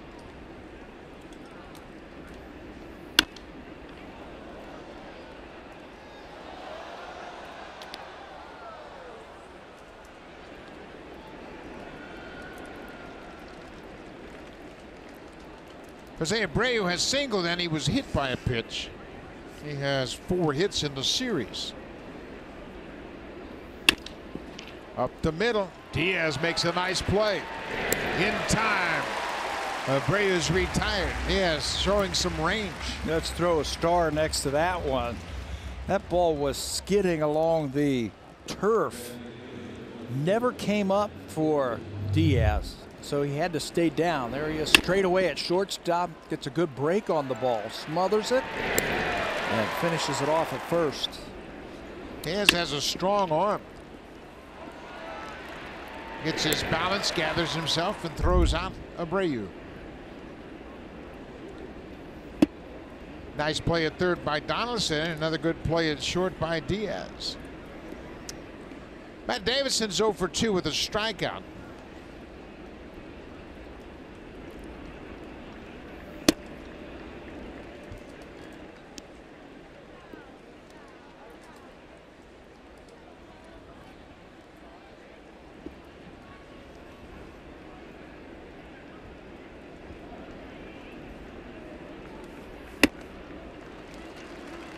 That riding fastball difficult for hitters to catch up to. Hector Santiago, one of 3 lefties in the White Sox bullpen, loosening up.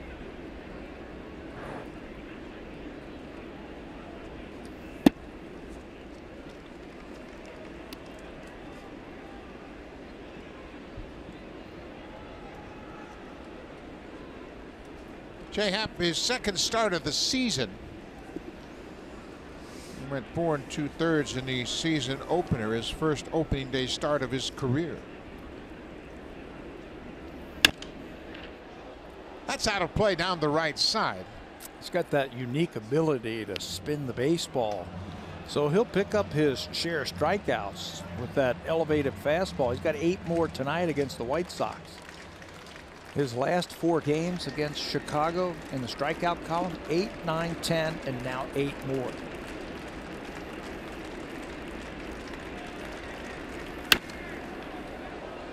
Another fastball, 95. The anger behind that last pitch.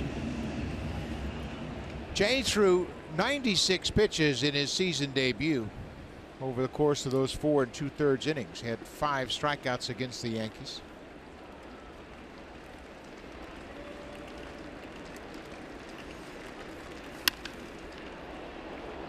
Another foul into the seats off the bat of Matt Davidson.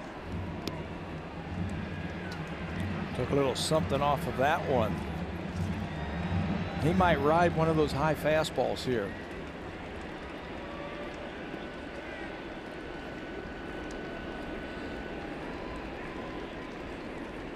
Full count. Strike 3 call. Davidson caught looking. He doesn't agree with Jerry Lane, the home plate umpire. 9 strikeouts for Happ. But the White Sox get one back. Happ surrenders a home run to Avisail Garcia. Garcia's first home run of the season, but the Blue Jays still have a 3-run lead.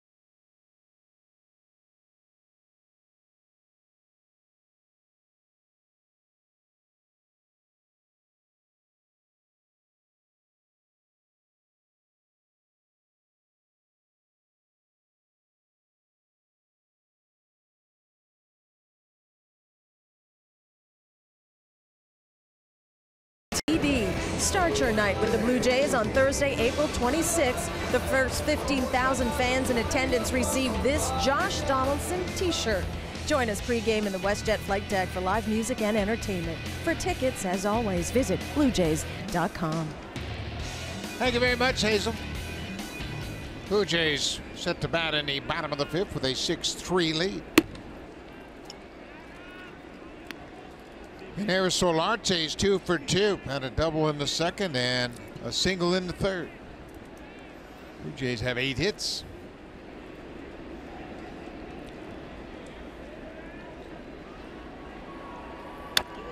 Six of them for extra bases.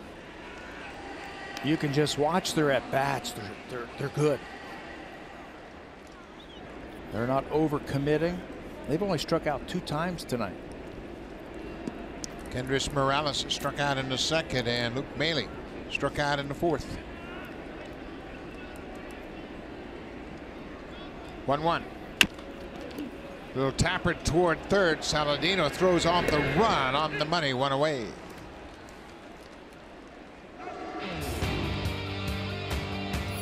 Hit a home run with any project this season. Home Hardware, proud sponsor of the Toronto Blue Jays. It is a cold night in Toronto. The roof has been closed, of course, all season long. It was a cold afternoon in New York. The Yankees beat the Rays 11-4. Didi Gregorius went 4 for 4 and drove in 8. But Giancarlo Stanton didn't enjoy opening day as much as the rest of the Yanks. He struck out 5 times. 0 for 5 with 5 strikeouts. His first 5 strikeout game of his career. And the Yankee fans booed him. Yeah, but Didi was hitting behind him and picked him up all afternoon. Grichuk gets jammed and flares it foul down the third baseline. Welcome to New York, Mr. Stanton. He can handle it. Yeah, he says he can handle it. Yeah. Right? He says, I can handle that. Brando Grichuk reached on an air his last time up.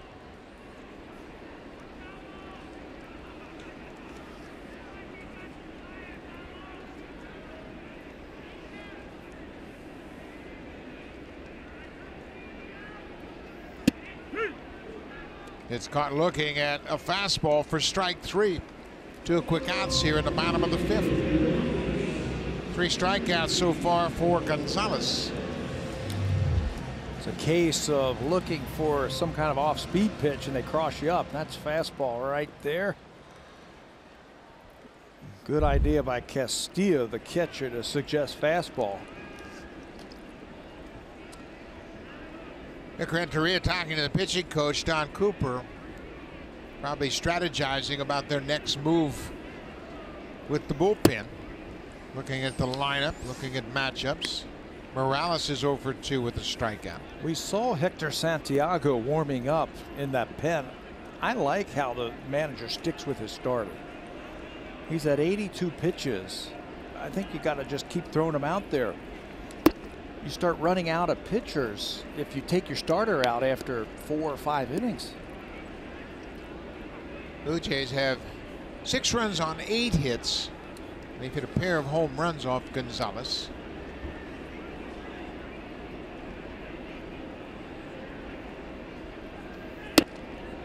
And it's his first start of the season. Remember, they had their final game in Kansas City postponed because of weather. So, yeah, leave him out there. Let him get some innings under his belt. Yeah, let him get into 90 or so pitches.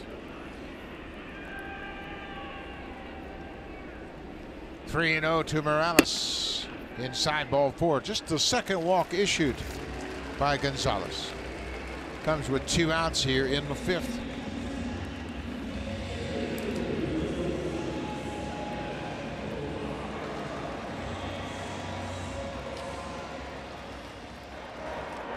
Danny Barnes up and kicking at the pitching rubber.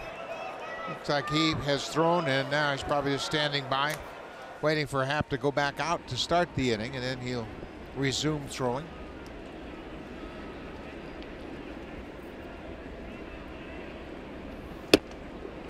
Kevin Pillar 1 for 2, scored a run his last time up. Had a leadoff single in the 4th inning.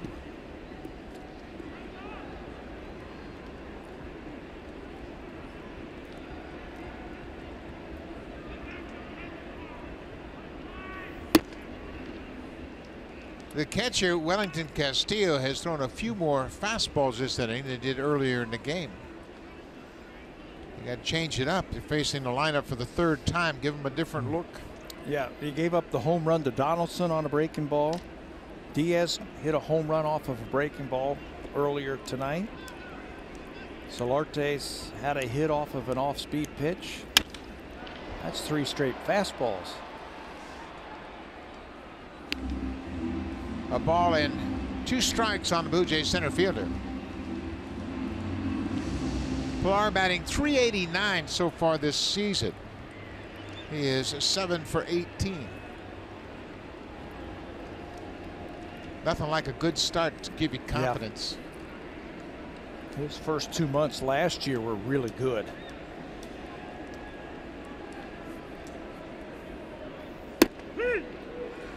Caught looking at another fastball right on the knees. 2 strikeouts in the inning for Gonzalez, 5 in the books, and Jay Happ has a 6-3 lead, looking for his first win of the season.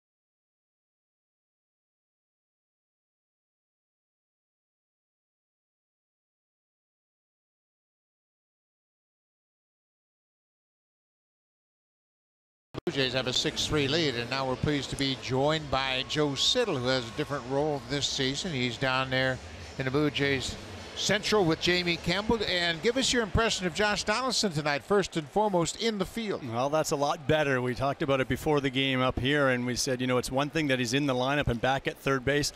That was great news, but I'm going to hold out on my opinion until after the game, after I see him field some baseballs. But I thought he looked pretty good with those throws. Much improved from opening day. Surprised they haven't bunted on him? I am. We talked about it early too, I mean, I thought for sure with the speed in this White Sox lineup, at some point somebody might try to do it. The White Sox are just as aware of Donaldson's shoulder as we all are. They were out here early today too. They saw him DHing for a few days, and the fact that he was out here early taking ground balls. So yes, very surprised. Castillo pops it up a mile high. Solarte stayed with it and catches it in center field. Aledmus Diaz has had big hits in his last 3 plate appearances. Homer double. Give me your thoughts on Diaz swinging the bat. Well, it's a very good look from Aledmus Diaz. We all know how good of a year he had as a rookie with the Cardinals, and Blue Jays know this guy can hit. It's kind of like when they brought in both Solarte and Diaz. I don't want to say that they're just offensive players, but these are good big league hitters. Diaz had a tough year last year, and of course he had that thumb injury from previously to deal with. So you've got to expect that these guys are going to contribute offensively. I don't think they're necessarily going to be power hitters in the lineup, but it's nice to see Diaz just coming around. And you guys know, you go to a new team, you want to make that good impression. I'm sure that's the case for a lot of the new guys, but it has to feel good to get a few extra base hits under his belt. Joe, we were talking earlier today about the Blue Jays and their ability to hit home runs. Are you surprised at the amount of home runs they're hitting early, or what's up with that? I am surprised, because I don't think this is a team that we're going to look for the long ball like in 2015, a little bit in 16. I think there are guys in this lineup that are going to hit home runs, the Donaldsons, the Smokes, the Moraleses. Those guys, you expect it. But I think the other guys, where we saw Russ go deep, and Diaz now a couple of times, and Grandy's got some power, of course, too. Then you look at Randall Grichuk, who's hit over 20. But I think those guys are going to hit one on occasion. I don't think these are going to be 35 and 40 home run guys. So I just think this is a bit early to think that they're going to score all these runs via the home run. And that's okay too, because you know, Brooke Jacoby said it best earlier today. He said, you know, home runs really are the result of a good approach at the plate and getting a good pitch to hit. Those guys will find them once in a while, but more importantly than anything, approaches just like that at the plate is what works. Tim Anderson picks up his second hit, his third hit of the night. He has singled, homered, and now singled again. Anderson swinging a hot bat. Well, there's the call to the bullpen, Joe, as John Gibbons comes out. Jay Happ gets through 5 innings. The strikeout elevated his pitch count, and we're going to take a little break here, Joe. Stand by. Danny Barnes coming on to face Adam Engel.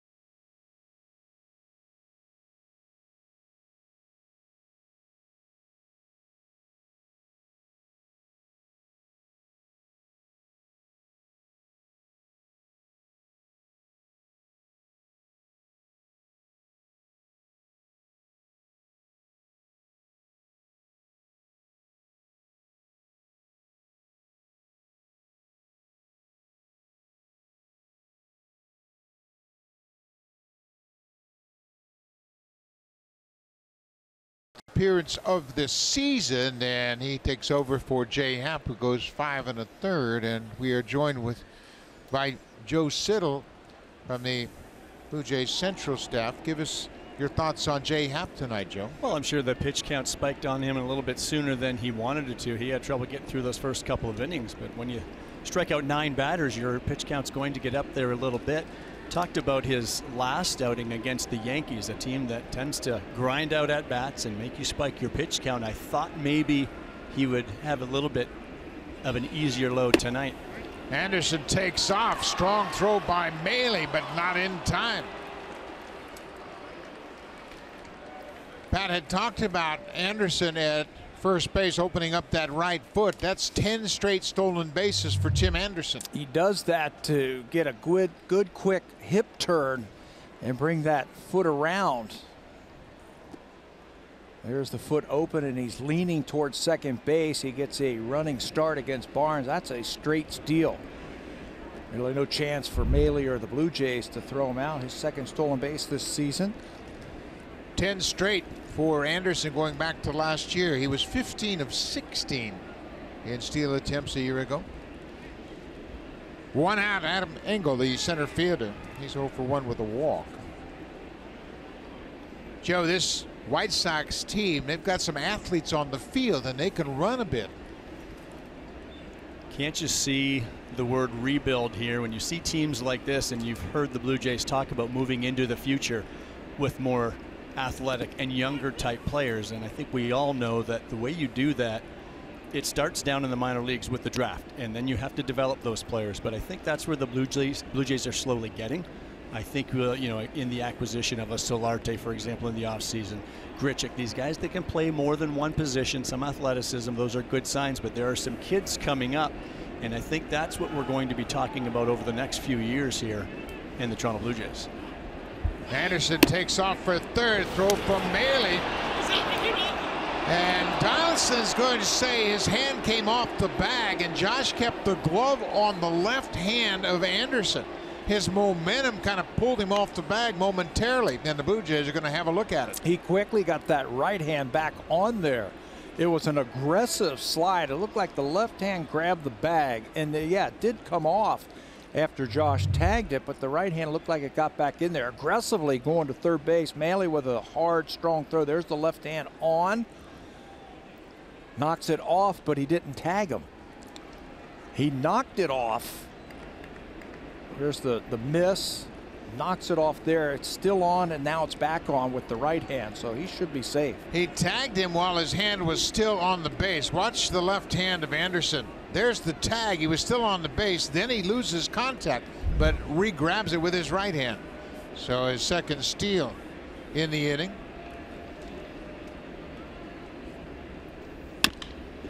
Ground ball to short. Diaz will have to hurry. Scooped by Smoke over at first. A run comes in as Anderson scores. A couple of stolen bases, and they manufacture a run and make it a 2-run game. See, that's why I think the stolen base can be very important when you've got a guy who can run like Anderson.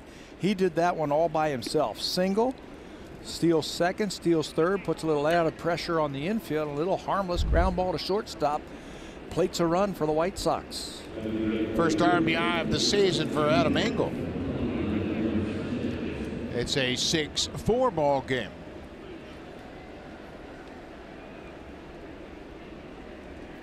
This is a pinch hitter. Elmer Sanchez, the starting third baseman. Sanchez started third last night.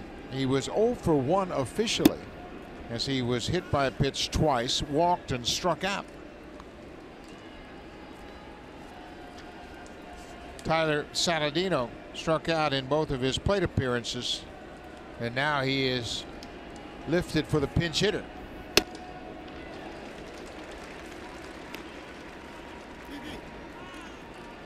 Ball and a strike to the pinch hitter Sanchez.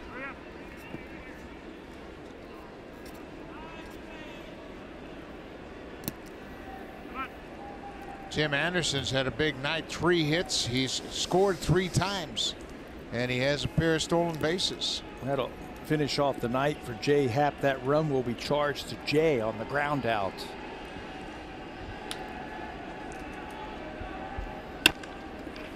On the ground, Diaz takes a short hop, fires wide at first base.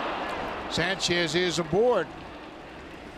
Again, the speed of the White Sox putting pressure on the Blue Jays defense. He knew he had to unload in a hurry and threw wide at first. And the manager, Rick Renteria, demands that they run hard down the line, and that's what they do. Put a little extra pressure on that infield. Don't give them any chances. You see Diaz look up very quickly to see where Sanchez is. The runner might have taken him by surprise just a little bit. Head down, look at that. Busting it on a routine ground ball to shortstop. And then you saw him, after he crossed first base, look to the wall to see where the ball had bounced, just in case he had a chance to go to second. Nicky Delmonico goes after the first pitch. That's the second throw from Diaz that's gone in the dirt like that. Smokey made a great pick on the previous one, and that's where we talked too about the middle of the infield defense here. With 3 of the 5 starting pitchers for the Blue Jays are extreme ground ball pitchers. That defense is going to have to tighten up. Give good teams an extra out, they'd take advantage of it. That's Joe Siddle, who has joined us this half inning. Ball on his strike to Nicky Delmonico, the number 9 hitter. This one looks like it's going to be on the bullpen. Joe, what's your first impressions of the bullpen this year? Well, so far so good, and I think too because it's a diverse bullpen, and I like seeing somebody like John Axford called upon, the high velocity guy, and a couple of times to get the middle of that Yankees lineup last series. And then you've got Tyler Clippard and Barnes kind of in this role right here. And I think it's going to be interesting to watch Seung-Won Oh, and I know he was late getting going in spring training, had the visa issues, so I'm sure Gibby would have liked to have started him off a little slowly here, but going to keep a close eye on him as well. I think with the veterans like this, when you bring in 3 veterans, Clippard and Axford and O, it's a wonderful thing to have that experience in the bullpen. These guys have all had tremendous success. They've all closed in the major leagues, subpar years last season. But out of the 3 of them, you're hoping 1 or 2 of them really pans out to really help you. And if it's all 3, it's a big bonus. One of them might have to close tonight. Osuna's pitched 3 out of the last 4 nights. He only threw 8 pitches last night. Be interesting to see how they play it. 8 pitches, 8 strikes as Roberto picked up his 2nd save of the season. 3-1 to Delmonico. Now it's a full count. Ryan Tepera quietly off to a super start again here this season. Thought Ryan just built so much confidence last year, just becoming that reliable guy. And I think now coming to spring training this year, clear mind, he doesn't have to worry about riding the shuttle. A solid big league season last year, and I think the Blue Jays know exactly what they're going to get from him. 3-2, 2 outs. There goes Sanchez off the bag at first, and Barnes strikes out Delmonico. Joe Siddle, thanks very much for the time. Good to have you on board with television. Thanks, guys. 6-4. Jay Happ still has the lead, middle of the 6th.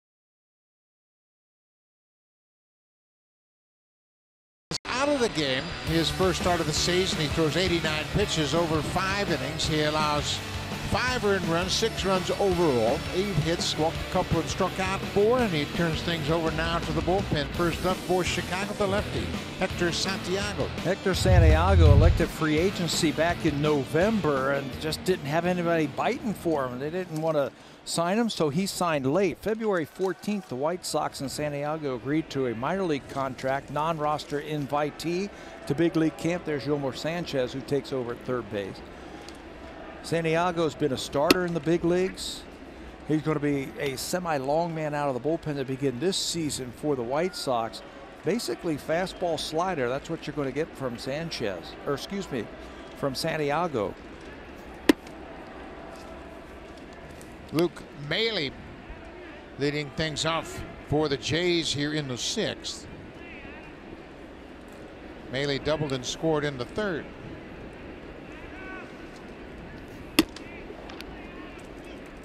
Two and one.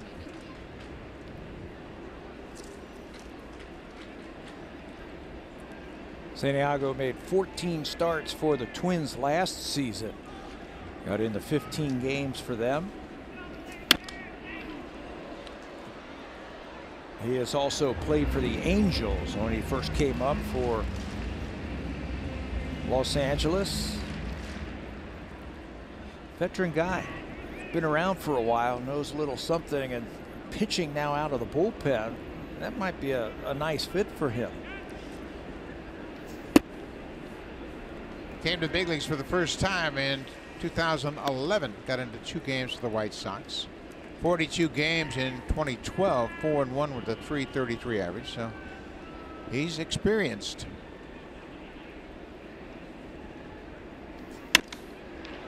High fly ball, not deep. Garcia backing up in right. One away. Lenmis Diaz, he has homered in back-to-back games. They've challenged him. They've thrown the ball over the middle of the plate last night off of Danny Farquhar. This was insurance late in that ball game for a home run. And then tonight against Miguel Gonzalez, slider out over the plate. He does it again to left field. That's a 2-run home run back at the 3rd inning. He also doubled up the gap in right center field. So 3 consecutive extra base hits for Diaz.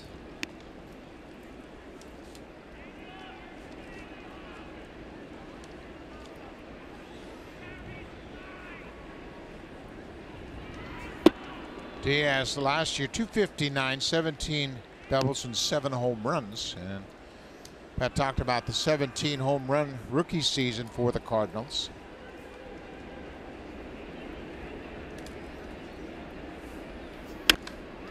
Had a good swing at that, pops it back out of play. Had a good pitch to hit. That's what Brooke Jacoby, the hitting coach of the Blue Jays, was talking about. You know, we've had good at bats, we've had good approaches at the plate. But when we get pitches to hit, we've been hitting them and hitting them hard. Diaz is 27 years old. This is his 3rd big league season.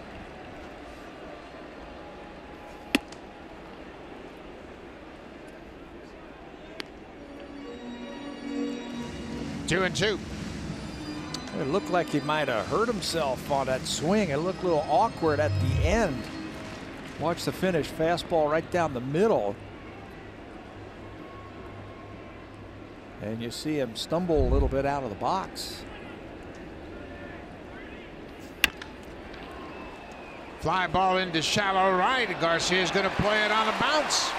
He has another hit. 4 straight hits for him in his last 2 games. Canada's favorite car cheers for Canada's favorite team. Honda, proud fan since 1977, and the official vehicle of the Toronto Blue Jays. We are right next door to CN Tower and Lenmis Diaz. 4 straight hits in his last 4 plate appearances. Home run, double, single.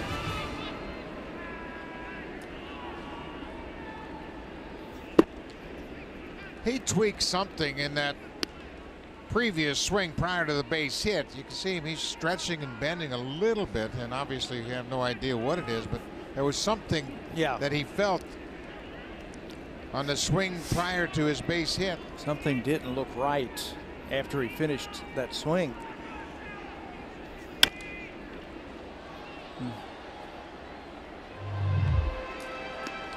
There's the tight center shot of him swinging that way. You can tell he feels something. Who knows where. Then over at first base, maybe the lower back. Let's hope he's okay. He's been really swinging the bat. Anderson hits it high to left field. Delmonico makes the catch. Diaz is tagging at first. He's moving towards second. Here's the throw, not in time. Good read by Diaz. He saw it was a playable ball down the left field line. Delmonico running toward the foul line.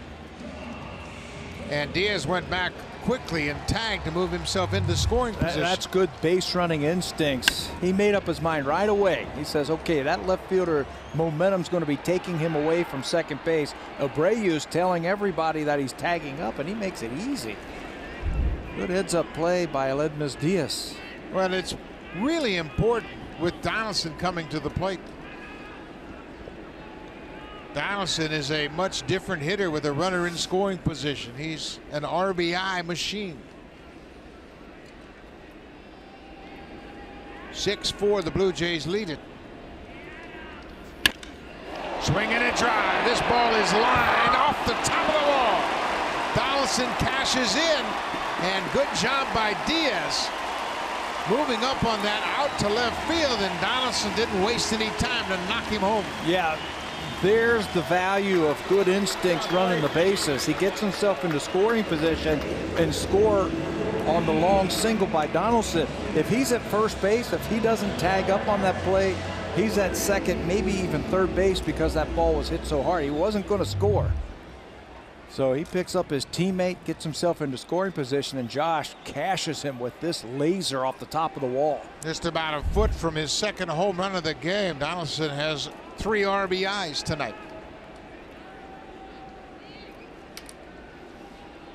Blue Jays have 10 hits. Justin Smoke batting right-handed for the first time tonight. 0 for 2 with a walk. He scored a run in the third.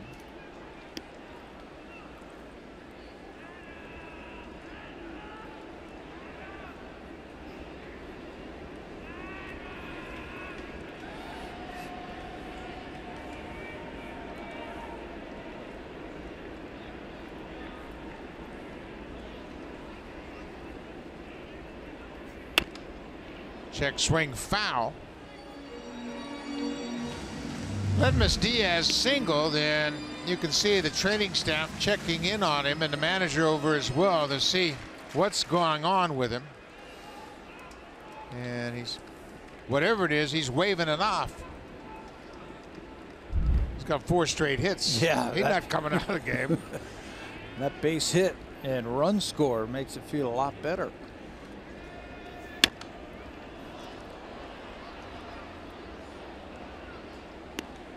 Boy, there's so much to be said about taking the extra 90 feet whenever you have a chance. And Diaz did that on the Granderson fly ball to left.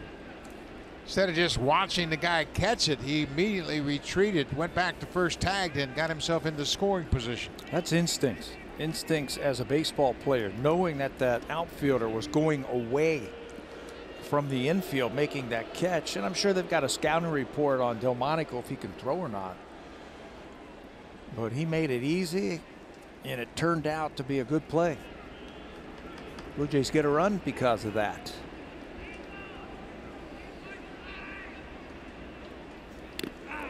Smoke gets hit by the pitch. That'll push Donaldson to second and bring Solarte to the plate with 2 on.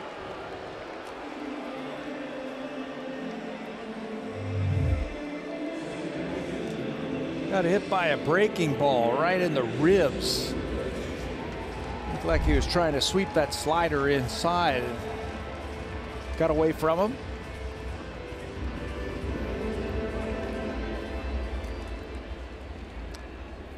Solarte has doubled and singled. He's 2 for 3.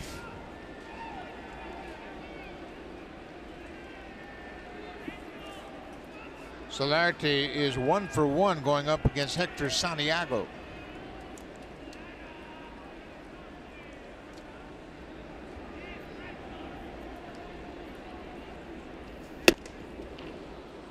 Boy, he swings it, doesn't he? Not getting cheated from either side of the plate. He's a switch hitter. You got a guy in scoring position. You see that fastball first pitch, let it go.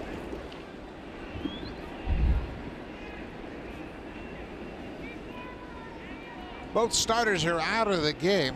Jay Happ went 5 1/3. Miguel Gonzalez 5 complete.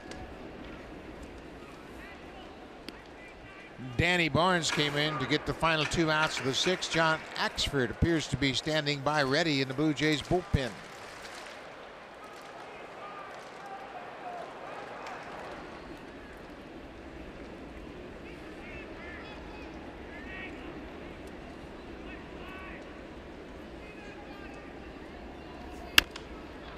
Found out of play.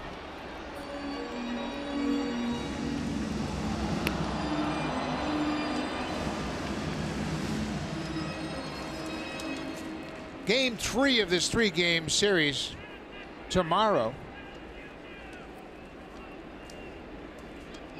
The Blue Jays will then go on the road. They have an off day on Thursday before they open up the series against the Rangers.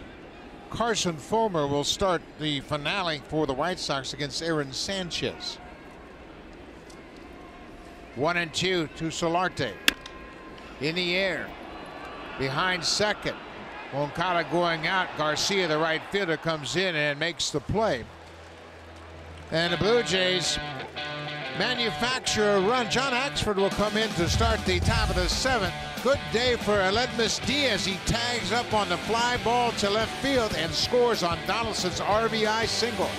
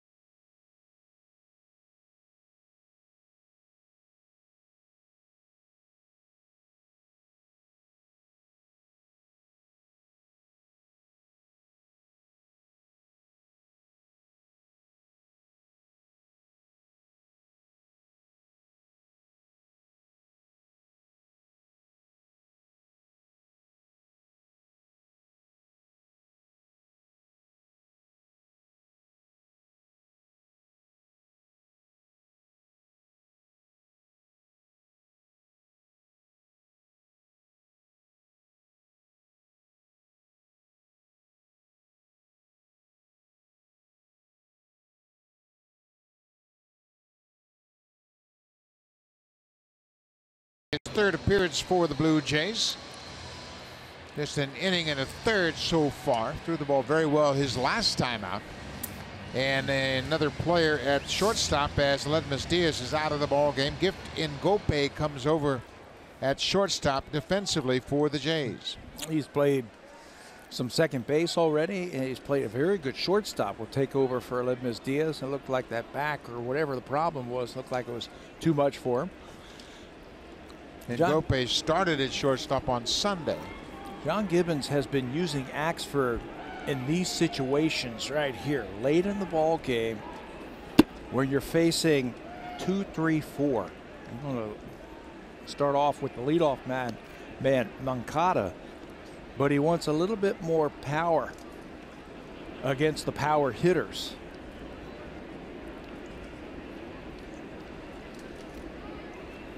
Danny Barnes went 2/3 of an inning to close out the 6th. The last time Axe worked, April the 1st, that was Sunday.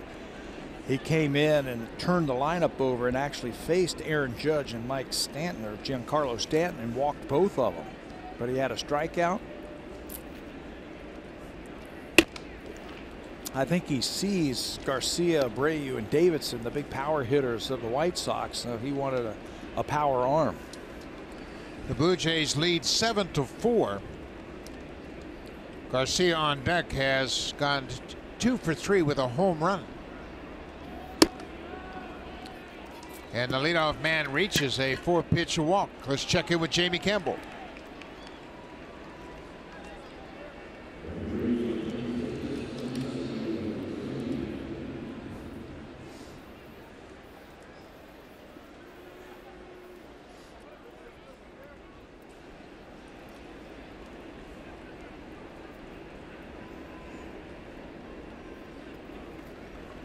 Well, that's good news for Houston that Correa is back in the lineup. He fouled the ball off his foot, and sounds like he smashed his big toe. It got pretty painful. He came out of the game last night.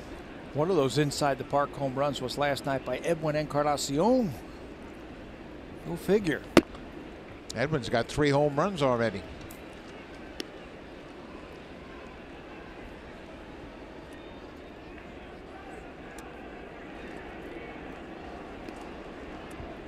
Avisail Garcia mentioned he homered in his last at bat against Jay Happ.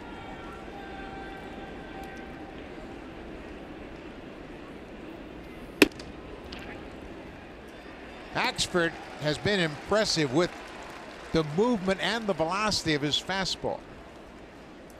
Don't remember him sinking the ball like he has this year. But he's throwing more two-seamers and he's getting tremendous run. You know what that means when you start throwing fastballs at that velocity with that kind of movement. Ground ball. He could use one here. Pulled that one off the plate. And Luke Maile, he saw something that he wants to correct. So Axford will get a visit from the catcher. That's the first mound visit for the Blue Jays this evening.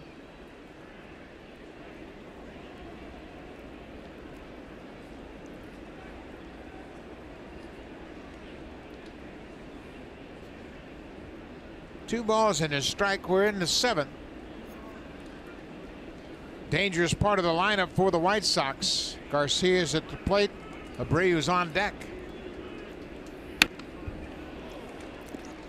Axford beat him with that fastball upstairs.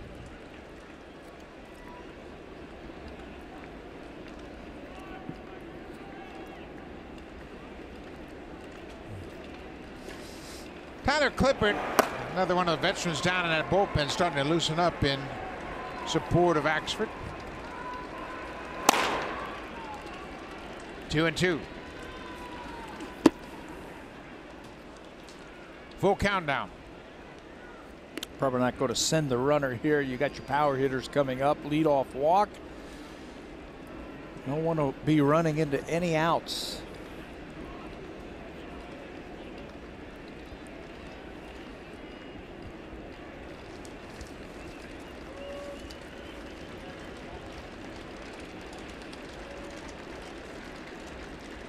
Moncada is running and the ball is fouled off. A little surprising there, but you mentioned the fact that Axford's getting so much movement, they probably are taking a gamble they can stay out of a double play. Start the runner. Yeah. He doesn't want to see a strike him out, throw him out, and you got a good chance of that, I think. With Axford on the mound, Maile behind the plate. Maile made a good throw back in the 6th to second base. Just a bit late as Anderson stole it. Not running this time. Ground ball. Donaldson will glove and throw across the diamond, and he gets some help by Smoke. We mentioned what a good first baseman Smoke is.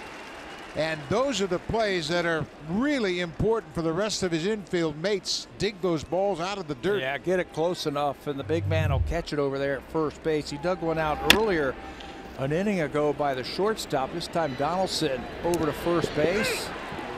That's a tough play for Smoke because as a first baseman, you're not sure if it's going to hit on the grass or the dirt. And that one looked like it was right by the seam, but he stayed down there long enough to pick it. And you can see how aggressive he was when he swiped at it. He just had that glove go toward the baseball. He was able to scoop it for the out. Jose Abreu with a man at second.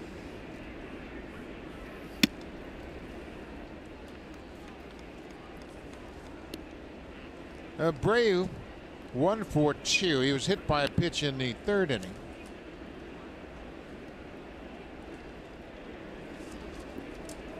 He is just 1 for 6 going up against John Axford.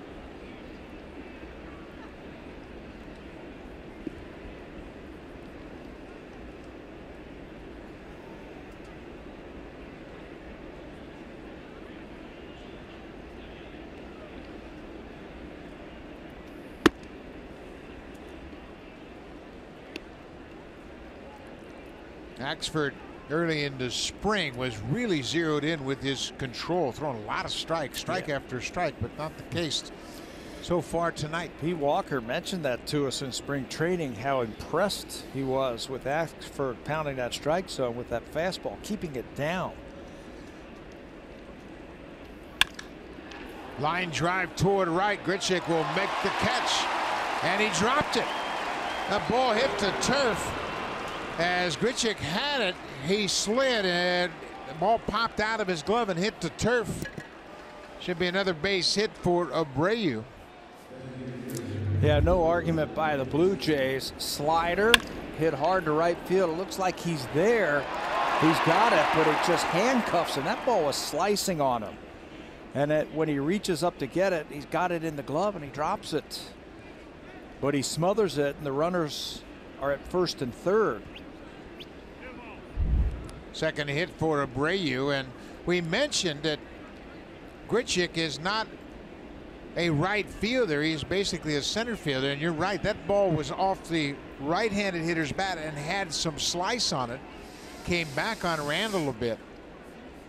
Yeah, had it. Looked like it hit maybe in the heel area.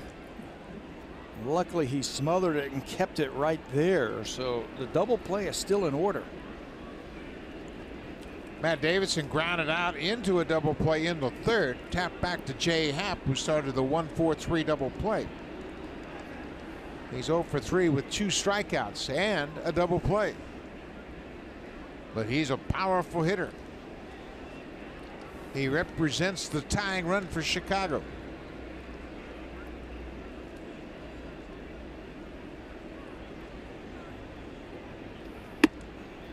Remember, Gifton Gope is just into the game as a defensive replacement for the starter Ledmus Diaz.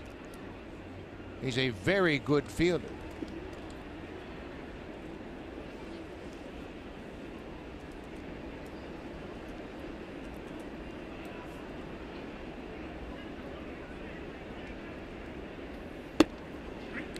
Went back to the breaking ball. He hasn't had great fastball command, so he goes back to that good curveball. Not a bad idea. Try something different. Hasn't been able to reach out and throw that fastball where he wants to. A well-placed fastball with some movement will get you a ground ball. Well-placed ground ball. They're going to come home and try to cut the runner off at the plate. Good play by Axford. He's able to get the ball to Maley.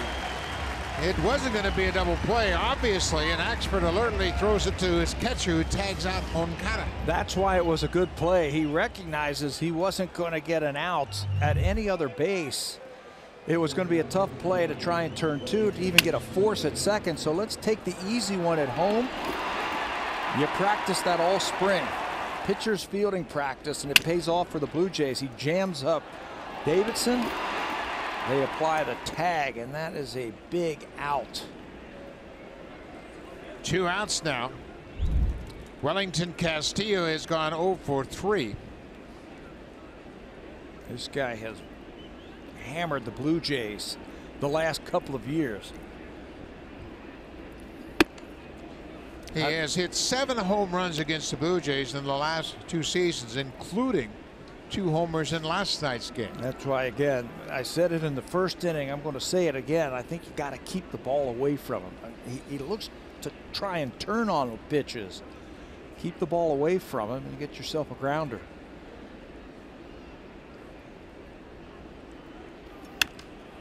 Fouled it back. Got away with one. Inner half. You could see where that last pitch was. Abreu at second. Matt Davidson at first. An anxious moment in this ball game here in the 7th.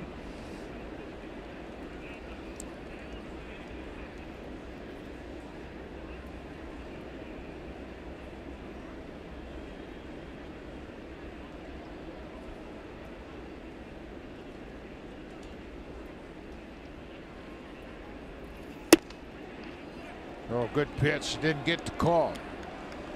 Luke Maley did everything he could to try and get that one for his pitcher. Tried to frame it up.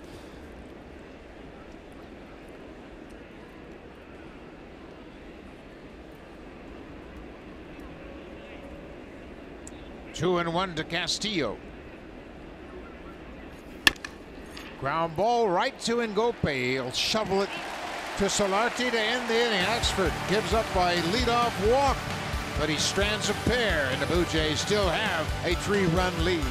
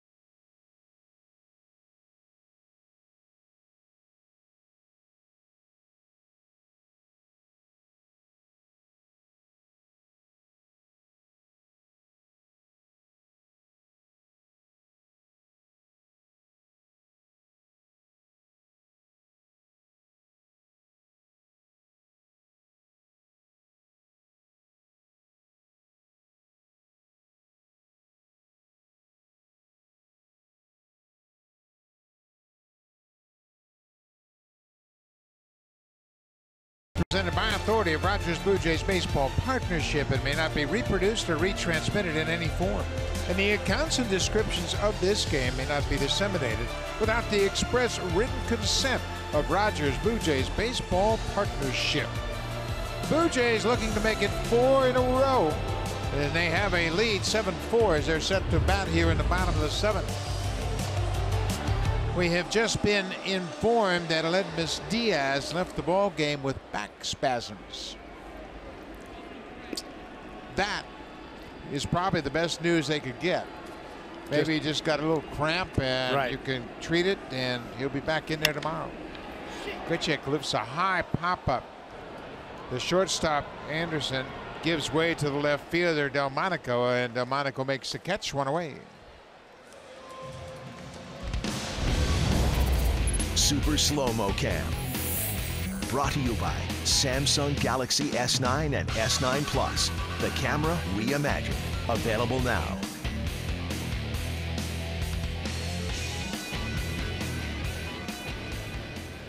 Hector Santiago gave up a run on 2 hits last inning, his first tonight. Gets the first out here in the 7th. First pitch strike to Kendrys Morales. Morales, like smoke, a switch hitter. He's batting right-handed for the first time. He has a home run off of Santiago in his career. He's trying to measure him and get one of those pitches on the inner half that he can pull down the left field line.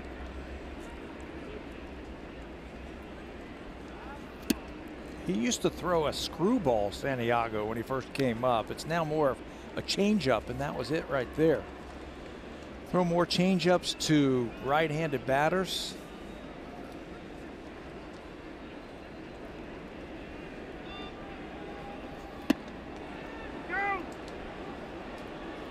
Greg Gibson down at first calls Morales for the swing. 2 quick outs for Santiago here in the 7th. And after that changeup down and away, he's going to come slider in, hoping for the strikeout. That's what he gets on the check swing. Told you Santiago was a starter. He started 14 games last year, so he's one of those guys that, you know, you come in the pen when you're behind, you can give him multiple innings and get you towards the end of the game. Something the Blue Jays haven't had for a long time is a long man. And you go back to that first championship season in 1985. Dennis Lamp was the long man. Came in when the Blue Jays were down. And he would give you 2, 3, maybe 4 innings, and he had a perfect season. He was 11-0 pitching in that role. 11-0. So you come in, you throw up some zeros, you give your offense a chance to come back and win the game. That's what they're trying to get from Santiago. You saw that shot. We had Pete Walker and John Axford having a conversation on the bench, and you know, that's important for a pitching coach too. He's just getting a feel for John Axford and what makes him effective. So you have a conversation and say, Ax, what do you feel like out there? It's a bit of a struggle. No struggle for Santiago in the 7th. Couple of strikeouts in a 3-up, 3-down inning. We'll go to the 8th. Tyler Clipper coming out of the pen for the Jays.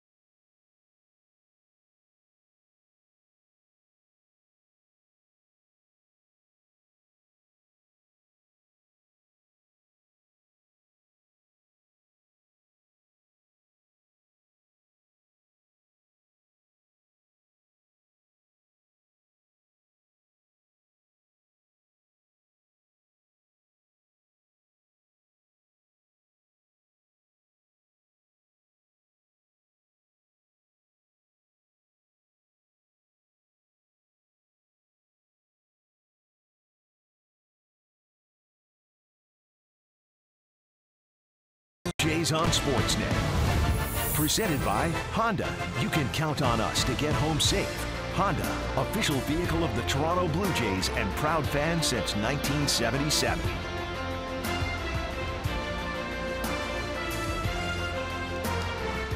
We are set for the top of the 8th inning. It'll be the 4th Blue Jays pitcher to work tonight. Blue Jays have a 7-4 lead. Tyler Clipper coming out of the bullpen.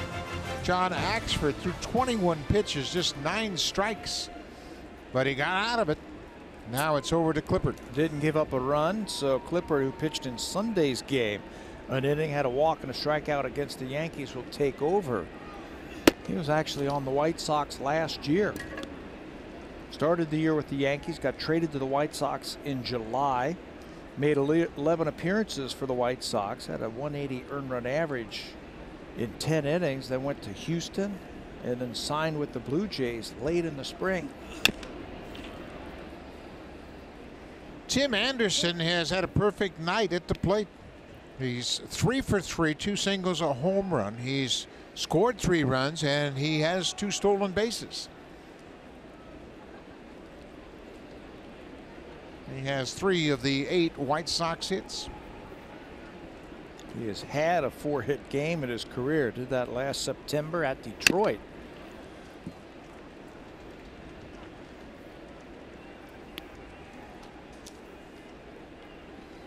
Just 24 years old. Former first-round draft pick in June of 2013. 17th overall.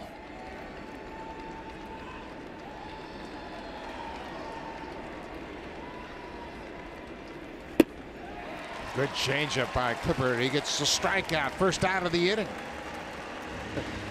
He's come up with a split, and it's a pretty good one. Buck, I think that was it right there.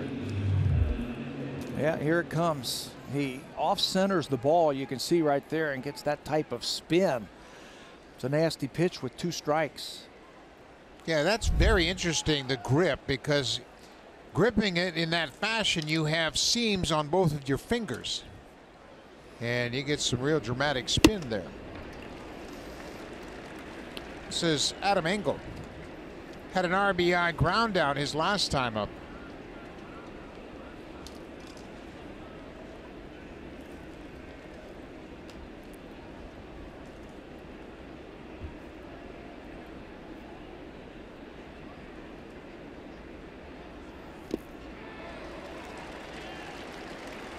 Oh, and 2. This is where the veteran goes to work, and he understands what those young hitters are going through. He's starting to expand now. Breaking ball in the dirt. He can go anywhere now.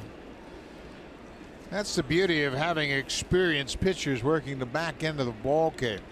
Axford, he wasn't great tonight, but he was able to pitch out of it, got himself out of a jam.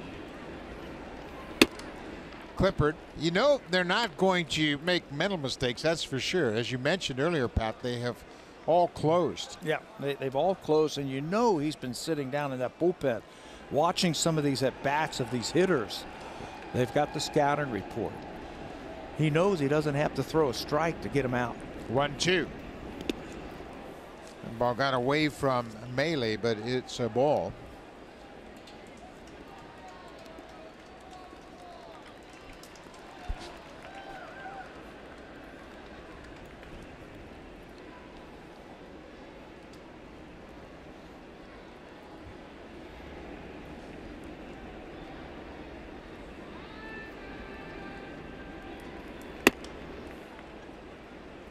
That splitter got away from him now. It's a full count. Homer Sanchez entered the game as a pinch hitter in the 6th, taking over for Saladino, who started at 3rd. Sanchez reached on an error by Diaz. Fastball lifted in the air to right. Kachek is there, makes the catch, 2 away.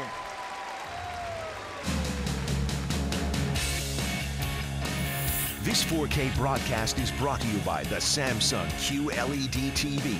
See nothing else. 17,451 here on this Tuesday night. The second to the last game on the season opening series. The Yankees were here for 4. The White Sox will play game 3 of this series tomorrow night.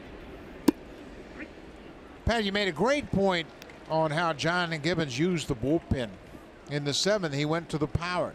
John Axford, top of the order, big bats, used the power, little movement, and as we mentioned, Axford wasn't on his game, but he was able to work his way through it. Got through that. Now you bring Clippard in with the less experienced batters in the bottom of the order, and they will chase, which plays right into Clippard's hand. Yeah, more of a breaking ball type of pitcher in Clippard. He's got change up, he's got a curveball, he's got a split finger fastball, and that should work out for you.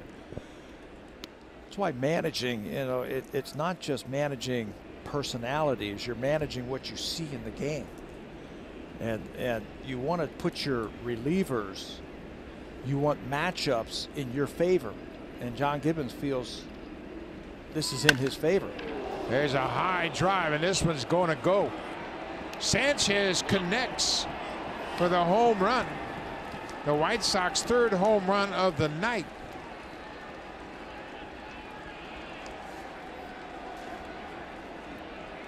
They had a good opening series against Kansas City.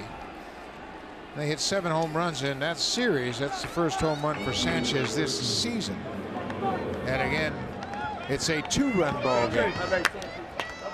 They came into this game tied for the second most home runs in the major leagues. #1 in slugging percentage, and they've just added to it. They wanted this fastball away. Now belt high over the middle of the plate. Gets him 1 run closer. Number 9 hitter is Nicky Delmonico. He's 1 for 3 with a pair of strikeouts.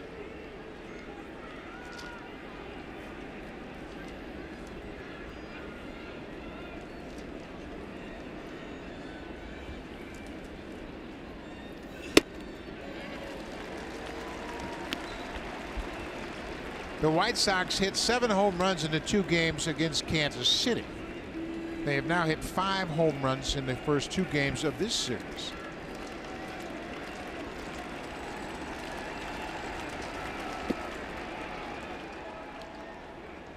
Anderson, Tim Anderson, Avisail Garcia, now Yomer Sanchez with home runs tonight.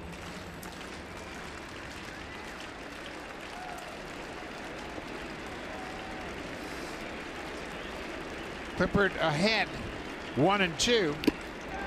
Foul tip. Melee holds on for the strikeout. Clippard strikes out a pair. The White Sox get 1 back. Their 3rd home run of the night. Blue Jays have a 7-5 lead going to the bottom of the 8th. Now time for a Blue Jays Central update. Here's Jamie Campbell and Joe Siddall in the Samsung broadcast studio.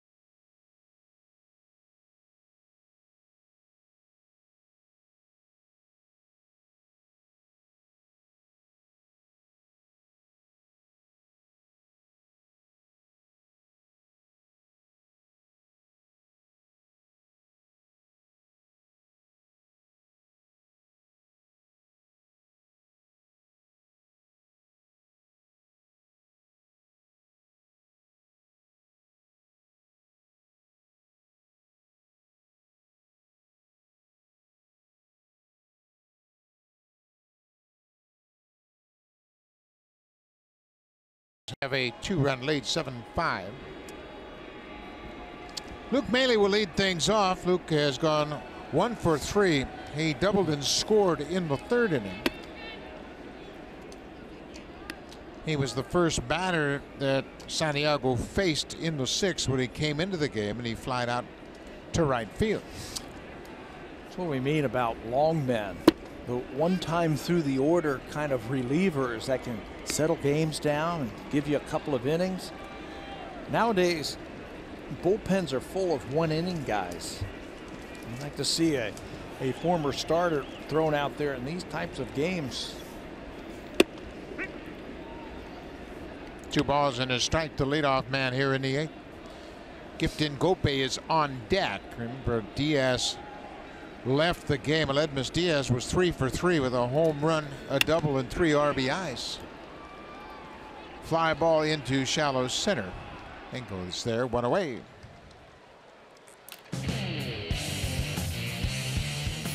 Hit a home run with any project this season.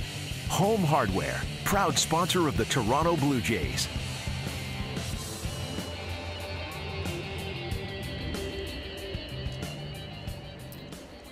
Gregory Infante, the hard-throwing right-hander, loosening up for Chicago.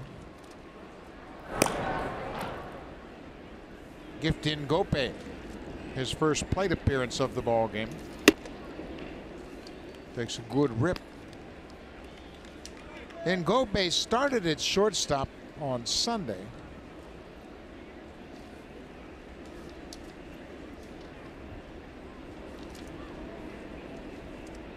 Devin Travis did not start this game as Solarte started at second.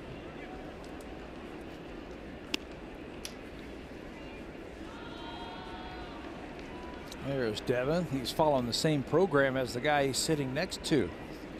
2 games on, 1 game off, just so your legs stay fresh at the beginning of the season.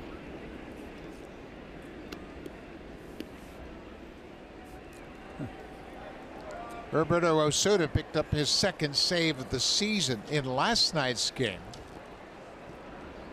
but he only threw 8 pitches. 8 pitches, 8 strikes. Gave up a hit and had a strikeout. Check that, he didn't give up a hit. 3 up, 3 down on 8 pitches.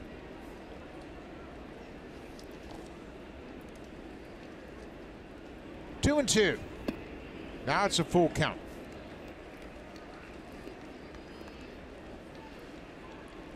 Curtis Granderson waits on deck.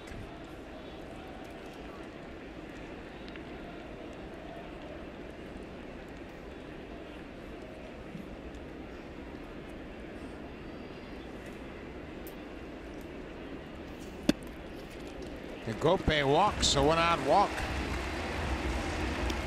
Now Gope is aboard. That's just the 3rd walk issued by the White Sox. That number 9 spot in the batting order has been hot tonight for the Blue Jays. On base all 4 times. Curtis Granderson. He faced Santiago his last time up in the 6th and flied out to deep left field. You remember that's the play that Diaz tagged at first, moved into scoring position, and was cashed in by Donaldson. And that might turn into a really big run for the Blue Jays. Diaz doesn't score if he doesn't tag up on that fly ball down the left field line. That's one insurance run the Blue Jays picked up in the 6th inning.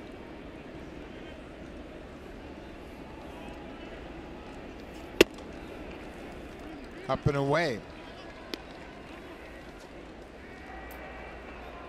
Aaron Lopez joined Osuna down in the Blue Jays bullpen.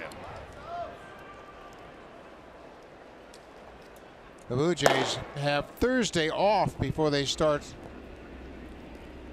a 9-game road trip. Texas, Baltimore, and Cleveland. Aaron Sanchez will start tomorrow in the finale of the homestand. Be opposed by Carson Fulmer, a couple of young right-handers.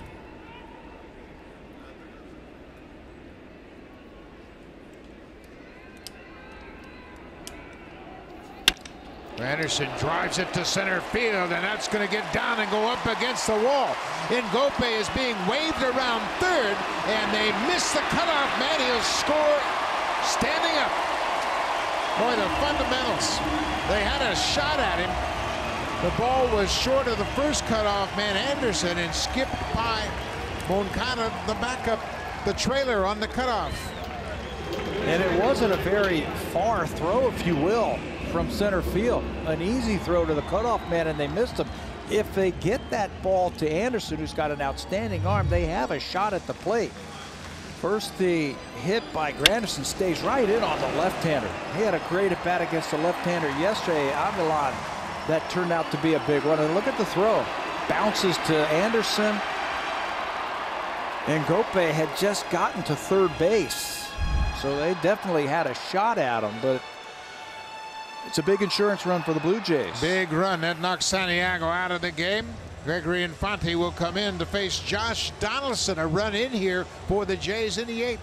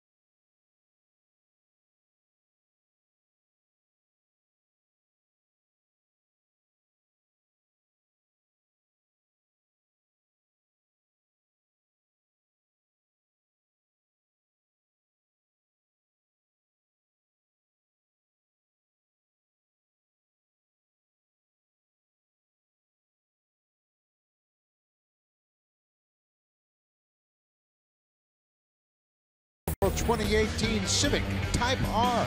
Fourth inning, the Blue Jays have already hit a single, double, triple. Now Josh Donaldson steps to the plate, gets a split finger fastball inside. He pulls it down the left field line. His second home run of the season, second home run in as many nights. And the Blue Jays hit for the cycle in the fourth inning. That capped off a 3-run inning with 4 hits for the Blue Jays. Hard-throwing Gregory Infante. Those are his numbers from a year ago. Very impressive ERA at 3.13, over 54 2/3. Donaldson batting with another runner in scoring position. Big arm for Infante. His fastball has reached speeds of 99 miles per hour. He's also got a power curveball. That was it right there to Donaldson. Donaldson has only faced Infante once, but he has a hit. 1 for 1.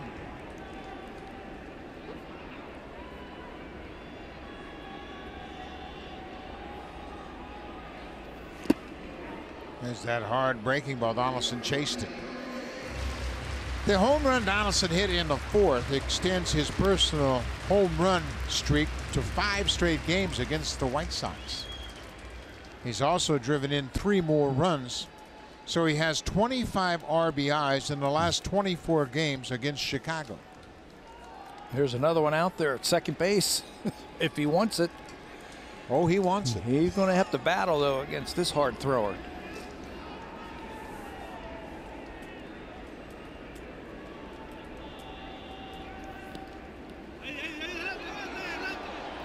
Granderson did a terrific job. His instincts suggested that the catcher didn't see it, but he really wasn't sure. He's already in scoring position. No reason to gamble, especially in this situation. Yeah, he saw the ball out in front.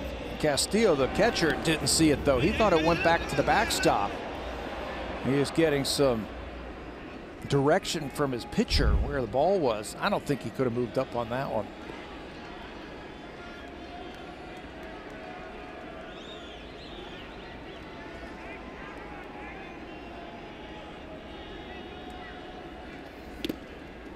That one gets away as well.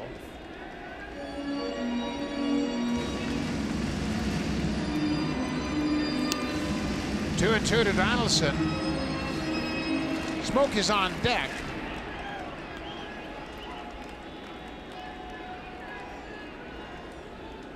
Smoke has gone 0 for 2. He walked and he was hit by a pitch.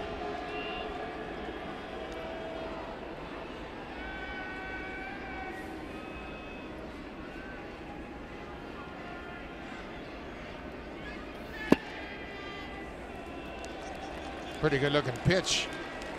Castillo kind of boxed it up a little bit. That made it look a lot worse than it was. Yeah, a little awkward catch because the ball was moving so much. I think that blocked off the home plate umpire.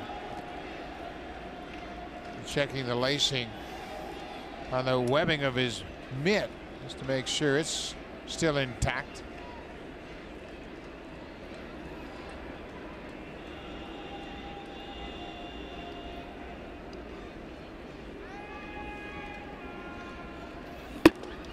Donaldson walks. But Josh has reached base in each of his last 3 plate appearances. The Blue Jays have now drawn 4 walks in the ball game.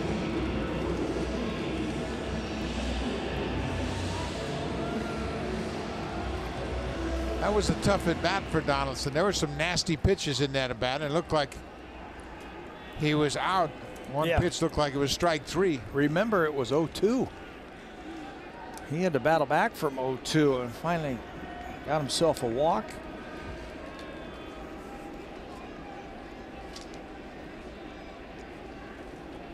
Justin Smoke 0 for 2, as we mentioned.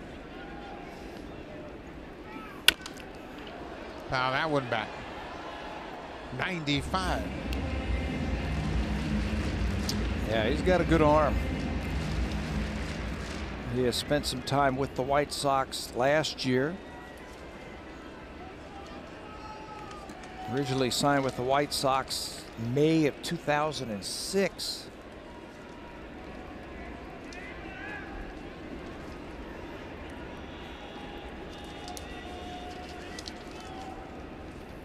Infante's also spent a couple of seasons in the Blue Jays organization.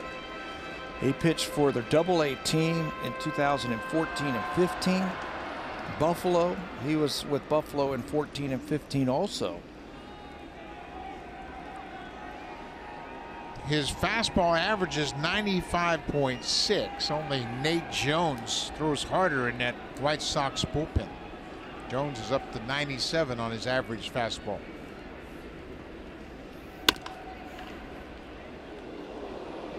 Pulled into the seats.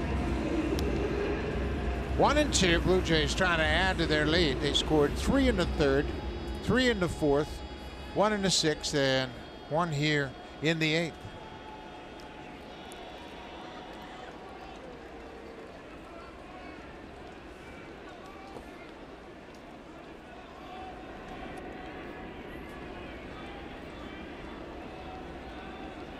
Aledmus Diaz had a big night at the plate.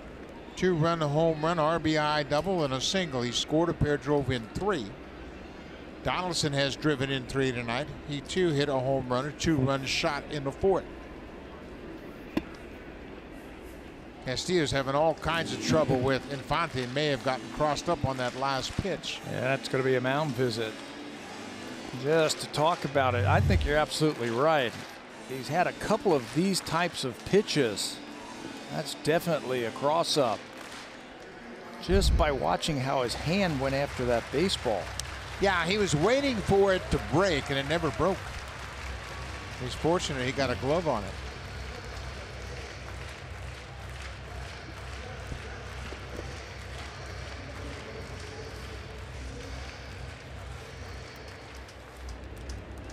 Osuna and Loop. I think if it's a 3-run game, Osuna's in. Blue Jays cash a couple of more runs here. I think it's Aaron Loop. Can save Osuna for another game. Smoke drives it to left field. Delmonico's got a long run. He's not going to get there. It bounces out of play. That cost Smoke an RBI. Donaldson would have scored had it stayed in the playing surface. But Smoke, an opposite field RBI double. And it's now 9-5 Blue Jays. Smokey's first hit of the night will also be his 9th RBI of the season. This one slicing down the line. Delmonico was way into the gap, taking away the extra base hit into the gap. Justin Smoke crosses him up and drops one down the left field line. That's extra bases. Ground rule double for Smoke. 1 out. The infield is going to come in and play it halfway. They have just walked Solarte with the intentional walk to load the bases. So they'll put the double play in order and pitch to Randall Grichuk.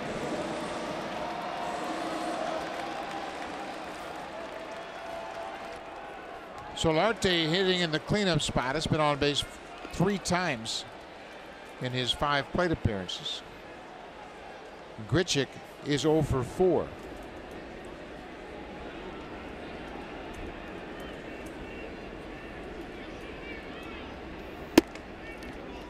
Outside for ball 1.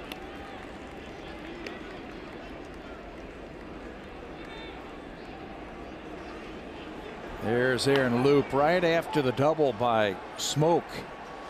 We had that shot of Osuna and Loop throwing. Roberto sat down. It looks like it's going to be Aaron in the top of the 9th. Randall lays off that high fastball.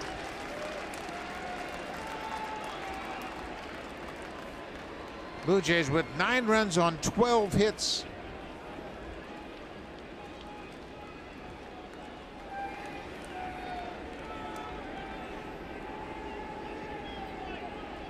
Eight extra base hits for the Jays. 3-0.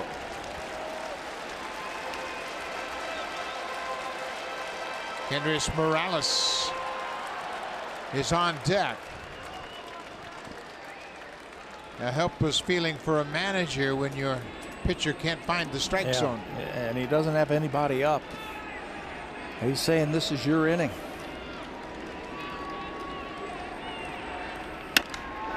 Green light, high fly ball to center. Donaldson is tagging. Smoke goes back to tag at second. Donaldson comes in to score. Pritchett picks up the RBI with a deep fly ball. They gave him the green light, 3-0, and he cashed in on it. His second RBI of the season.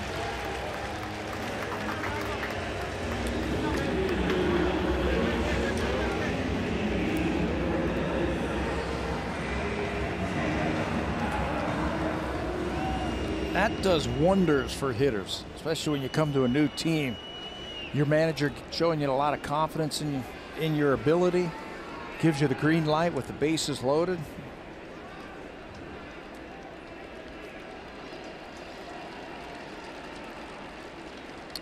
Kendrys Morales, he's 0 for 3, a couple of strikeouts and a walk.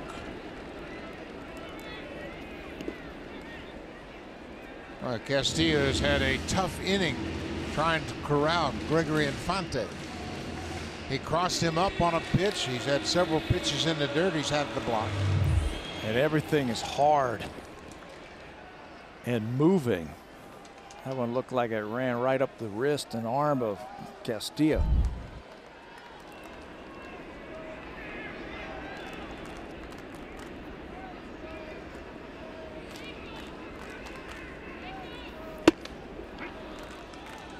One and one now to Morales.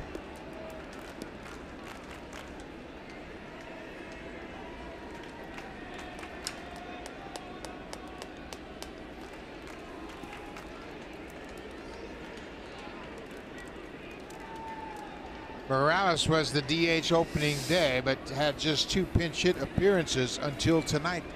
After opening day, there's a drive and a base hit for Morales. Smoke's in to score. Morales picks up the RBI. Now everybody in the Blue Jays lineup has a hit or an RBI.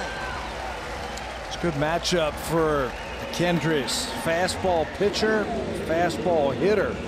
Just get ready to hit the #1, and he did. Remember, this inning started on a little fly ball to center field for out #1. Then walk, double, intentional walk, sacrifice fly, and now this RBI hit for Morales. Picks up his first RBI of the season. Always nice to get your first hit, first ribby. Kevin Pillar is 1 for 4. He's got a base hit and scored a run.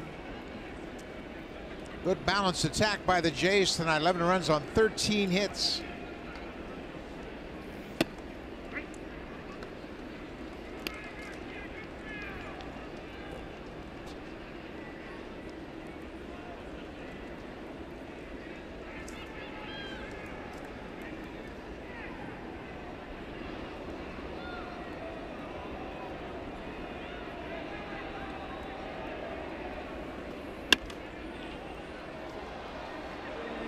White Sox bullpen has gone back to work, and that's the last thing a manager wants to do in a game where you trail by 6. Have to get up another reliever. It's Juan Minaya starting to get loose. You're right. You'd like to get Infante to finish this one off, so you save Minaya for another day.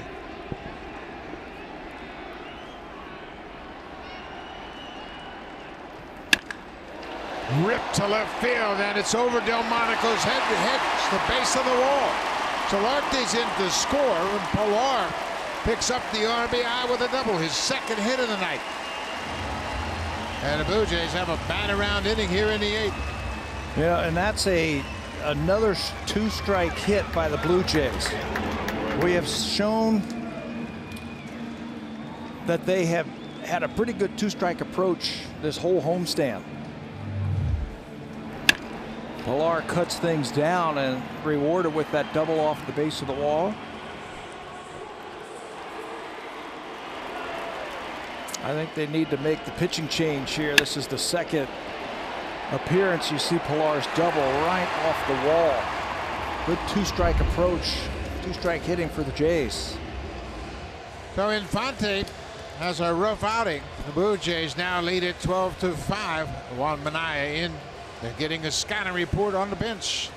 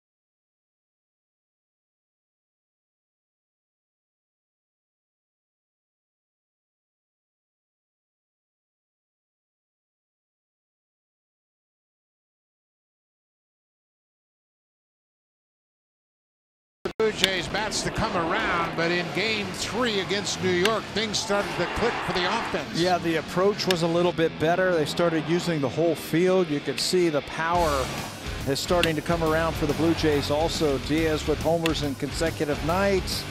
Josh Donaldson home runs in consecutive nights. 2-strike approach has been better. 2-strike hits have been better. Hitting with runners in scoring position. They all work hand in hand, and you add it up. 14 hits tonight, 12 runs for the Blue Jays. This is going to be the 3rd relief pitcher for the White Sox. Juan Minaya started his career with the Houston Astros. White Sox claim Minaya off waivers from the Astros June of 2016. He's got a good arm. Fastball, curveball, changeup. But at times can be wild, as you can see right there. Castillo has had his hands full in this inning. Balls in the dirt, breaking balls that back up, cross-ups. Blue Jays' first bat-around inning of the season. They have scored 5 runs and have runners at 2nd and 3rd. 2 outs.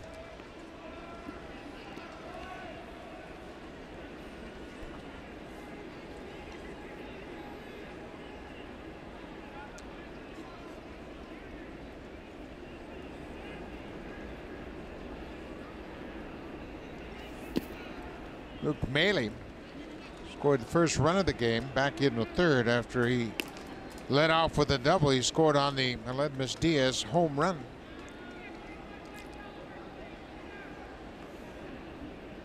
"12 runs on 14 hits against the team the Blue Jays have had their problems with over the last couple of years. That ball gets away and Morales will stay put.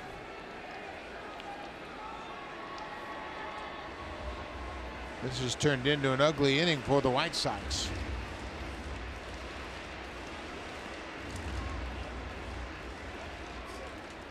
(3-0) on Maley.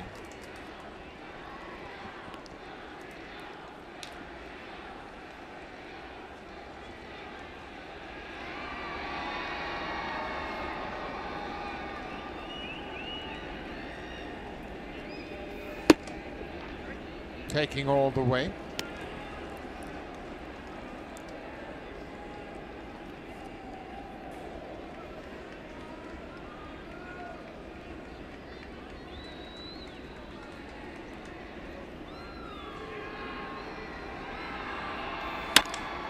Base hit. That's going to drive in 2. Engel can't cut it off, and Maley is headed for 2nd as Morales and Pilar both score. Luke Maley, a 2-run, 2-out single for sure.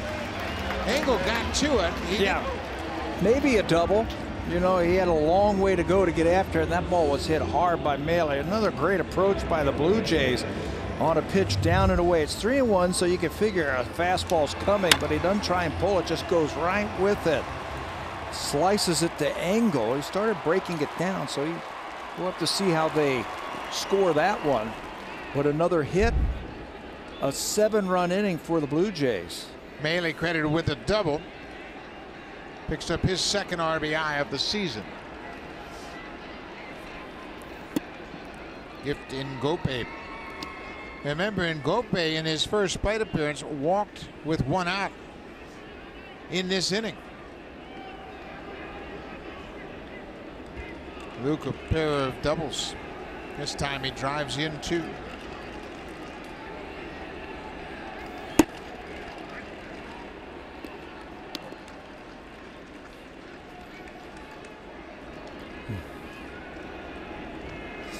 We mentioned the Jays had 2 tough games against Severino and Tanaka, and sometimes you just tip your cap to good pitching. But it's been a different story since Game 3 against the Yankees. Those 2 guys, it seems like they got the Blue Jays right. They were so tough on them. Where they have 2 hits and then 3 hits, something like that in the first couple of games, but since then their bats have come alive. You know, Luke Maile becomes such an important player on this team as a backup to Russell Martin, to be able to give Martin ample rest so he's at his best. Maile, with 3 RBIs already, had 7 all season last year. Couple of doubles, and that's what you want from your backup catcher. You don't care if he hits for an average. Just produce. Just extra base hits, couple of RBIs here and there. And Luke always calls a good game.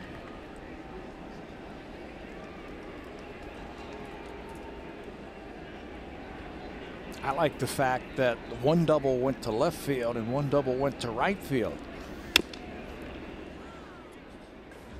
Well, hitting with 2 outs and runners at second and third, you really focus on cashing in, and that's what Brooke Jacoby, the hitting coach, always preaches. RBI situations, big part of the field. Yeah, and that's what he did. He got himself into a fastball count, working a lot in that cage on his timing and getting that swing started just a little bit early. It's paid off for him tonight. And Ngope with a full count. 7 runs in this inning. And Curtis Granderson had an RBI double in the inning. His second extra base hit of the game.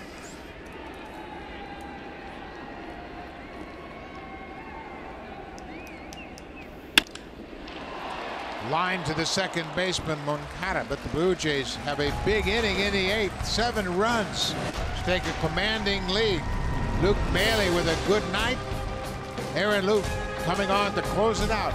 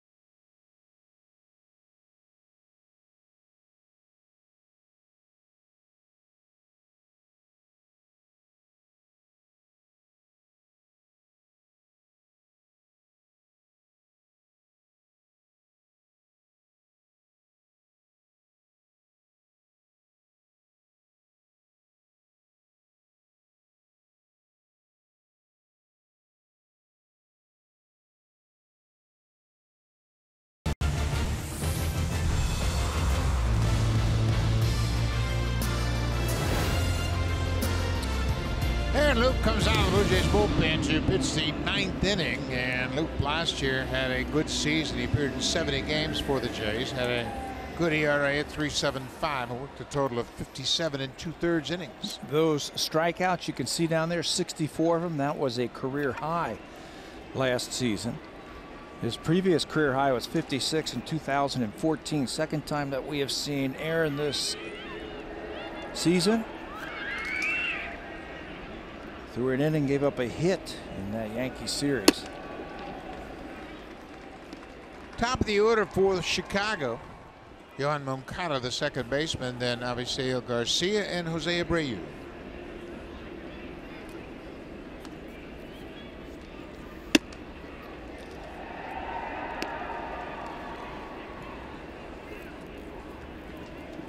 Jay Happ in line for his first win of the season. Went 5 1/3, allowed 4 runs on 7 hits, and struck out 9. Looking for his 4th straight win against the White Sox. And both of his starts last year against Chicago. 3-0 in his last 3 games against the White Sox. In strikeouts, I mean a ton of strikeouts. He came into this game with 35 strikeouts and 32 career innings against them. Tonight, just 1 walk and 9 strikeouts again. We mentioned the White Sox, a free swinging, very aggressive ball club, and Happ took advantage of that. Foul back. Moncada, he's 0 for 3 with a walk. He was robbed of a base hit. Nice play by Josh Donaldson back in the 5th. Hit a hard ground ball, had a chance to sneak through the left side of the infield, but Donaldson made a good play on the short hop.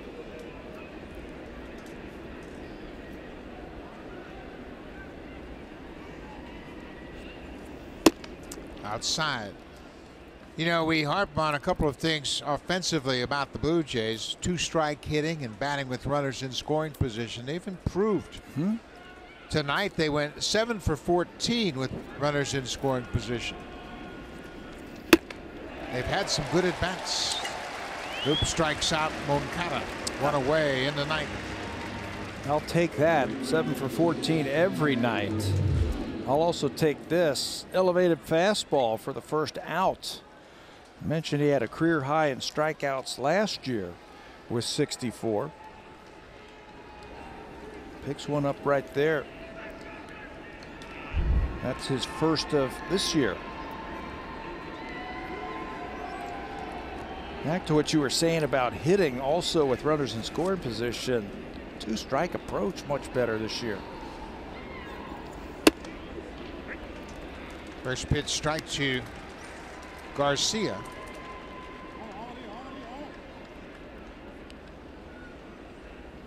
Avisail Garcia is 2 for 4 with a home run. That's a good changeup. Very effective against powerful right-handed hitters like Garcia. That's why he was better against righties last year than he was against left-handed batters. He was able to get that fastball in on him and then throw that changeup down and away.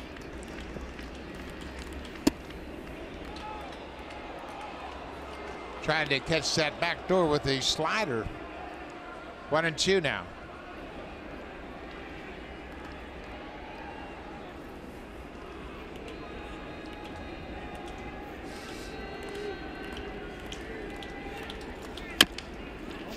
Little tapper, going to be a tough play for Luke, and he throws it away. That ball hit a fan. That fan reached over the top of the fence and hit it, but the umpire, I'm not sure if he saw it or not, but kind of academic as Garcia ends up at second one way or another. Tough play for Aaron Loop, and you knew it was going to be bang, bang. Garcia can run. For a big guy, he can really run. Even if it's a good throw, I think he beats it out. Up the line, well-placed ball. Here's the throw. See, he would have beaten that out. Yeah, I agree with you. I think that should have been an infield hit and then an error, but it's ruled an error all the way. Jose Abreu has got 2 more hits tonight. He's had 5 in the first 2 games of this series.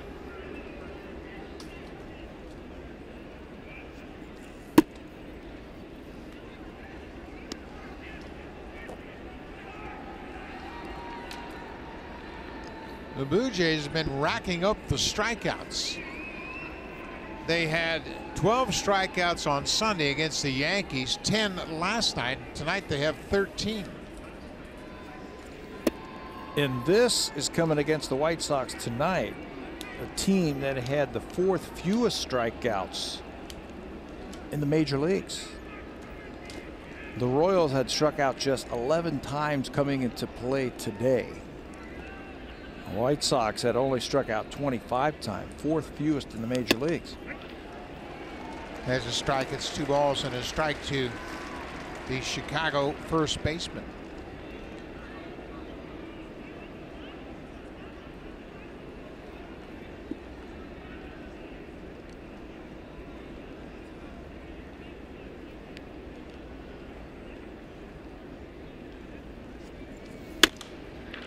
Aaron Sanchez will start the finale tomorrow night. He'll make his 2nd career start against Chicago. He doesn't have a record. He's pitched a total of 9 2/3 against Chicago.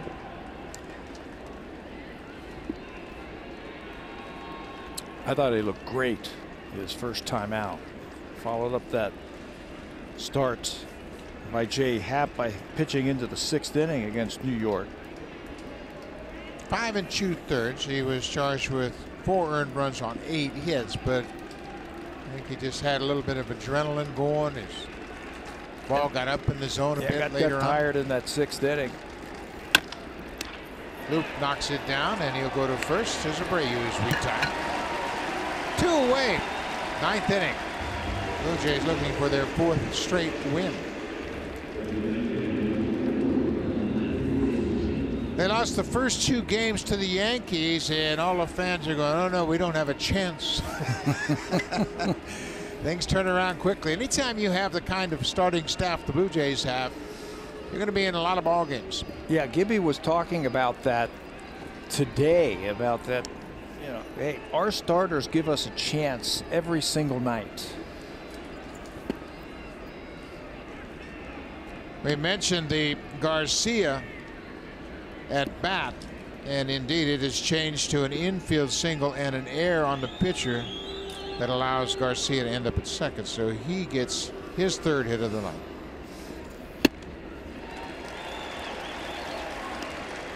They probably saw our replay and saw that he was going to beat that out. That's the right call, I think. Luke didn't have much of a chance to throw him out. Yeah, he did everything he could. Matt Davidson. He's had a rough night. A couple of strikeouts, grounded into a double play and a fielder's choice. 0 for 4.